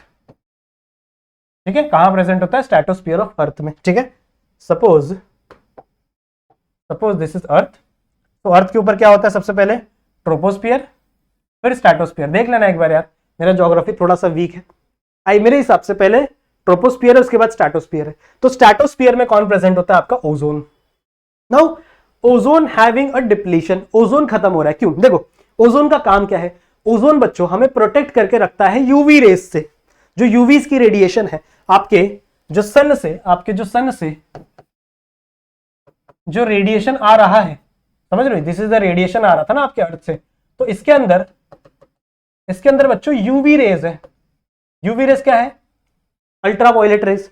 अगर अल्ट्रावायलेट रेज आपकी स्किन पे गिर गया ना बच्चों तो स्किन कैंसर हो जाएगा, इतनी दिक्कत हो सकती है। ठीक है, तो यूवी रेज से क्या हो रहा है, यूवी रेज क्या कर रही है भैया, ओजोन लेयर क्या कर रही है, इसको एब्जॉर्ब कर ले रही है। अब ये कैसे एब्जॉर्ब करती है, केमिकल रिएक्शन होता है। देखो मान लो दिस इज द O3, सही है, तो सबसे पहले क्या होगा, ये O3 टूटेगा। ये जो O3 है बच्चों ये क्या होगा, टूटेगा दो कंपाउंड में, एक आपका O2, देखो O3 क्या है, ओजोन। ठीक है, ओजोन है। O2 क्या है, ऑक्सीजन। सही है, O2 निकल गया और यहां पे एक सिंगलेट ऑक्सीजन आ गया। ठीक है, इसको हम लोग कहते हैं nascent oxygen, nascent oxygen. Now ध्यान से सुनेंगे, nascent oxygen is very unstable, बहुत अनस्टेबल होता है, बहुत ही ज्यादा। नेसेंट ऑक्सीजन वेरी अनस्टेबल, मतलब ये अनस्टेबल फॉर्म में नहीं, मतलब ये इस फॉर्म में नहीं रह सकता, बहुत ज्यादा अनस्टेबल है।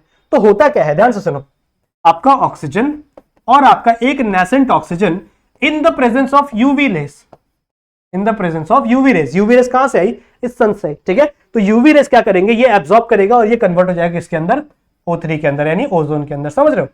तो पहले ये टूटा, समझ रहे हो, पहले आपका जो ओजोन था वो टूटा ऑक्सीजन में और नेसेंट ऑक्सीजन में। सही है, नेसेंट ऑक्सीजन मतलब क्या? Single oxygen. इसको हमेशा ऐसे ब्रैकेट में लिखना, ऐसे वाले ब्रैकेट में, कभी भी इसको ऐसे ब्रैकेट में मत लिखना ऑक्सीजन को, नेसेंट ऑक्सीजन। सही है। तो आपका जो ओजोन है वो टूटता है किसके अंदर? ऑक्सीजन के अंदर और आपके नेसेंट ऑक्सीजन के अंदर। नाउ मैंने आपको बताया कि ये जो नेसेंट ऑक्सीजन है इज वेरी अनस्टेबल, बहुत ही ज्यादा अनस्टेबल है, ज्यादा टाइम तक ये आपके नेचर में एग्जिस्ट ही नहीं कर सकता। तो जैसे ही यूवी रेडिएशन आती है आपके सन से, उसी टाइम पे आपका ये नेसेंट ऑक्सीजन आपके नॉर्मल ऑक्सीजन से रिएक्ट करके वापस क्या बना लेता है? ओजोन बना लेता है। सही बात है, ठीक है। और ये जो प्रोसेस है पूरे दिन हमेशा चलती रहती है। सही बात है। तो आपका ओजोन मॉलिक्यूल टूटता है, वापस ओजोन बन जाता है, ओजोन मॉलिक्यूल टूटता है, वापस ओजोन मॉलिक्यूल बन जाता है। It is the normal process, normal है ये, समझ रहे हो? ये क्या है? आपका नॉर्मल प्रोसेस है। Now there is a gas, एक गैस है बच्चों, एक गैस है जिसे हम लोग कहते हैं CFC। एक गैस है CFC जिसका नाम क्या है? फुल फॉर्म क्या है? फ्लोरो कार्बन। ठीक है, गैस है बच्चों जिसका नाम क्या है? फ्लोरो कार्बन। होता क्या है देखो, पहले के टाइम पे जो फ्लोरो कार्बन है इसे यूज किया जाता था रेफ्रिजरेटर्स में, इसे यूज किया जाता था एसीज में। ठीक है, जितने भी एसीज थे, रेफ्रिजरेटर है, वहां पे फ्लोरो कार्बन यूज किया जाता था, क्योंकि ये फटाक से इनका टेम्परेचर कम हो जाता है, इनका टेम्परेचर बहुत जल्दी कम हो जाता है, जिसकी वजह से आपके रूम को ठंडा करने के लिए, आपके खाने को ठंडा करने के लिए फ्रिजेस के अंदर, सही है, CFCs यूज किए जाते थे। सही बात है। और हमेशा बहुत सारे अमाउंट ऑफ CFC रिलीज होते हैं। अब CFC बहुत ही लाइट वेटेड गैस है, जैसे ही ये एटमोस्फेयर में आई, ये इतनी लाइट वेटेड है बच्चों कि ये तुरंत चली जाती है स्ट्रेटोस्फीयर के अंदर। ठीक है, सब तुरंत कहां चली जाती है? स्ट्रेटोस्फीयर के अंदर। अब जैसे ही आपका CFC कहां पहुंचा? स्ट्रेटोस्फीयर के अंदर। स्ट्रेटोस्फीयर के अंदर क्या चल रहा था? ये खेल चल रहा था। क्या है ये? आपका जो ओजोन था वो ब्रेक हो रहा था O2 में, और यहां पे नेसेंट ऑक्सीजन बन रहा था। सही बात है। फिर ये नेसेंट ऑक्सीजन और ये oxygen with the help of UV rays वापस कन्वर्ट हो जा रहा था ऑक्सीजन में। तो नॉर्मल प्रोसेस चल रही थी। अब इस नॉर्मल प्रोसेस, इस चेन रिएक्शन को रोकता है आपका CFC। CFC क्या करता है? एक सिंगल क्लोरीन रिलीज कर देता है। This chlorine having the radical. ठीक है, इसके ऊपर क्या लगा हुआ रहता है? एक रेडिकल लगा हुआ रहता है। ये क्लोरीन बच्चों जाके इस नेसेंट ऑक्सीजन से रिएक्ट कर जाता है। समझ रहे हो? ये जो क्लोरीन है ये जाके किससे रिएक्ट कर जाता है? इस नेसेंट ऑक्सीजन से। तो आप देखो, अब ये क्लोरीन इससे रिएक्ट कर गया तो यहां पे क्लोरीन लग गया, अब यहां पे ऑक्सीजन आपका टूट गया। सही बात है। तो अब यूवी रेज आएंगे भी तो ये दोनों एक दूसरे के साथ बच्चों अटैच नहीं हो पाएंगे बिकॉज ऑफ दिस क्लोरीन। समझ रहे हो? तो ये चेन रिएक्शन यहीं पे रुक गया। मतलब आपका जो ओजोन है वो तो टूट रहा है पर वापस ओजोन का फॉर्मेशन नहीं हो पा रहा। समझ रहे हो? जिसकी वजह से आपका जो ओजोन लेयर है उसके अंदर डिप्लीशन होने लगता है। आपका जो ओजोन लेयर है वो क्या होने लगता है? ब्रेक होने लगता है। समझ में आई बात? ठीक है। इसीलिए जो ठंडे इलाके, जो बहुत ही चिल्ड एरिया है जैसे अंटार्कटिका, अब अंटार्कटिका के ऊपर का जो स्ट्रेटोस्फीयर है उसके अंदर ओजोन डिप्लीशन आ चुका है because of the CFC gas. समझ रहे हो? ठीक है। इसीलिए अभी के टाइम पे कंट्रीज ने क्या डिसाइड किया कि जो भी CFC गैस आपके रेफ्रिजरेटर ये यूज की जाती है उसे रिमूव कर दिया जाए दूसरे गैस से। दूसरे गैस, अभी हमारे जो एसीज होते हैं, रेफ्रिजरेटर होते हैं, उसके अंदर दूसरा गैस होता है जिसे हम लोग FFC बोलते हैं। दूसरा गैस होता है फ्लोरोफ्लोरोकार्बन। पहले क्लोरोफ्लोरोकार्बन था जो ये कॉज करता था, अभी फ्लोरोफ्लोरोकार्बन अभी यूज करते हैं हम लोग रेफ्रिजरेटर एसीज के अंदर। समझ में आई बात? ठीक है। आई होप आप लोगों को इतनी चीजें समझ में आ गई होंगी। सही है। तो यहां पे आपका ओजोन डिप्लीशन वाला टॉपिक खत्म होता है। क्लियर है? सही है। तो ऑलमोस्ट मैंने सारे टॉपिक्स आप लोगों को पढ़ा दिए हैं। आई होप आप लोगों को ये लेक्चर पसंद आया होगा। आई नो ये लेक्चर थोड़ा सा बड़ा हो गया है पर यहां पर आपका लेसन कंप्लीट होता है। सही बात है। ठीक है, 4 लेक्चर लग गए इस लेसन को कंप्लीट करने में। सो आई होप आप लोगों को मजा आया होगा आज पढ़ने में। सही बात है। ठीक है, वीडियो लेक्चर पसंद आया है तो लाइक जरूर से करेंगे। चैनल पर नए आए हैं तो चैनल को सब्सक्राइब जरूर से करेंगे। ठीक है, क्योंकि अभी हम लोग लाइव रिवीजन भी शुरू करने वाले हैं तो वहां पे भी आप सब ज्वाइन करना। आप लोग को और भी बहुत अच्छी अच्छी चीजें बताऊंगा, आप लोगों को इंपॉर्टेंट क्वेश्चंस दूंगा, इंपॉर्टेंट टॉपिक्स बताऊंगा। सही बात है। अगर आपने कुछ नहीं पढ़ा है अभी तक तो गलत बात है, ये पढ़ना चाहिए आप लोग को। ठीक है, सारे लेक्चर वीडियोस अवेलेबल है। जरूरत पड़ेगा तो 1.5x की स्पीड पे, 2x की स्पीड पे, अगर आप लोग को चलता है, अगर आप लोग 2x की स्पीड पे समझ लेते हो तो 2x की स्पीड पे भी देख लो, लेक्चर्स चलेंगे। सही बात है। ठीक है, लेक्चर्स को देखो, लाइव रिवीजन होगा उसमें ज्वाइन करना। सही बात है। यहाँ पे हमारा बायोलॉजी का पूरा लेसन कंप्लीट होता है, 15 के 15 लेसन। सही बात है। ठीक है। सो चैनल को सब्सक्राइब जरूर से कर देना, लाइक और बेल आइकन को भी ऑल पे सेट कर देना, क्योंकि जैसे हम लाइव रिवीजन शुरू करेंगे आपके फोन पे नोटिफिकेशन आपको मिल जाएगी। सही है, ठीक है। सो मिलते हैं लाइव रिविजन्स में, तब तक के लिए कीप स्टडिंग।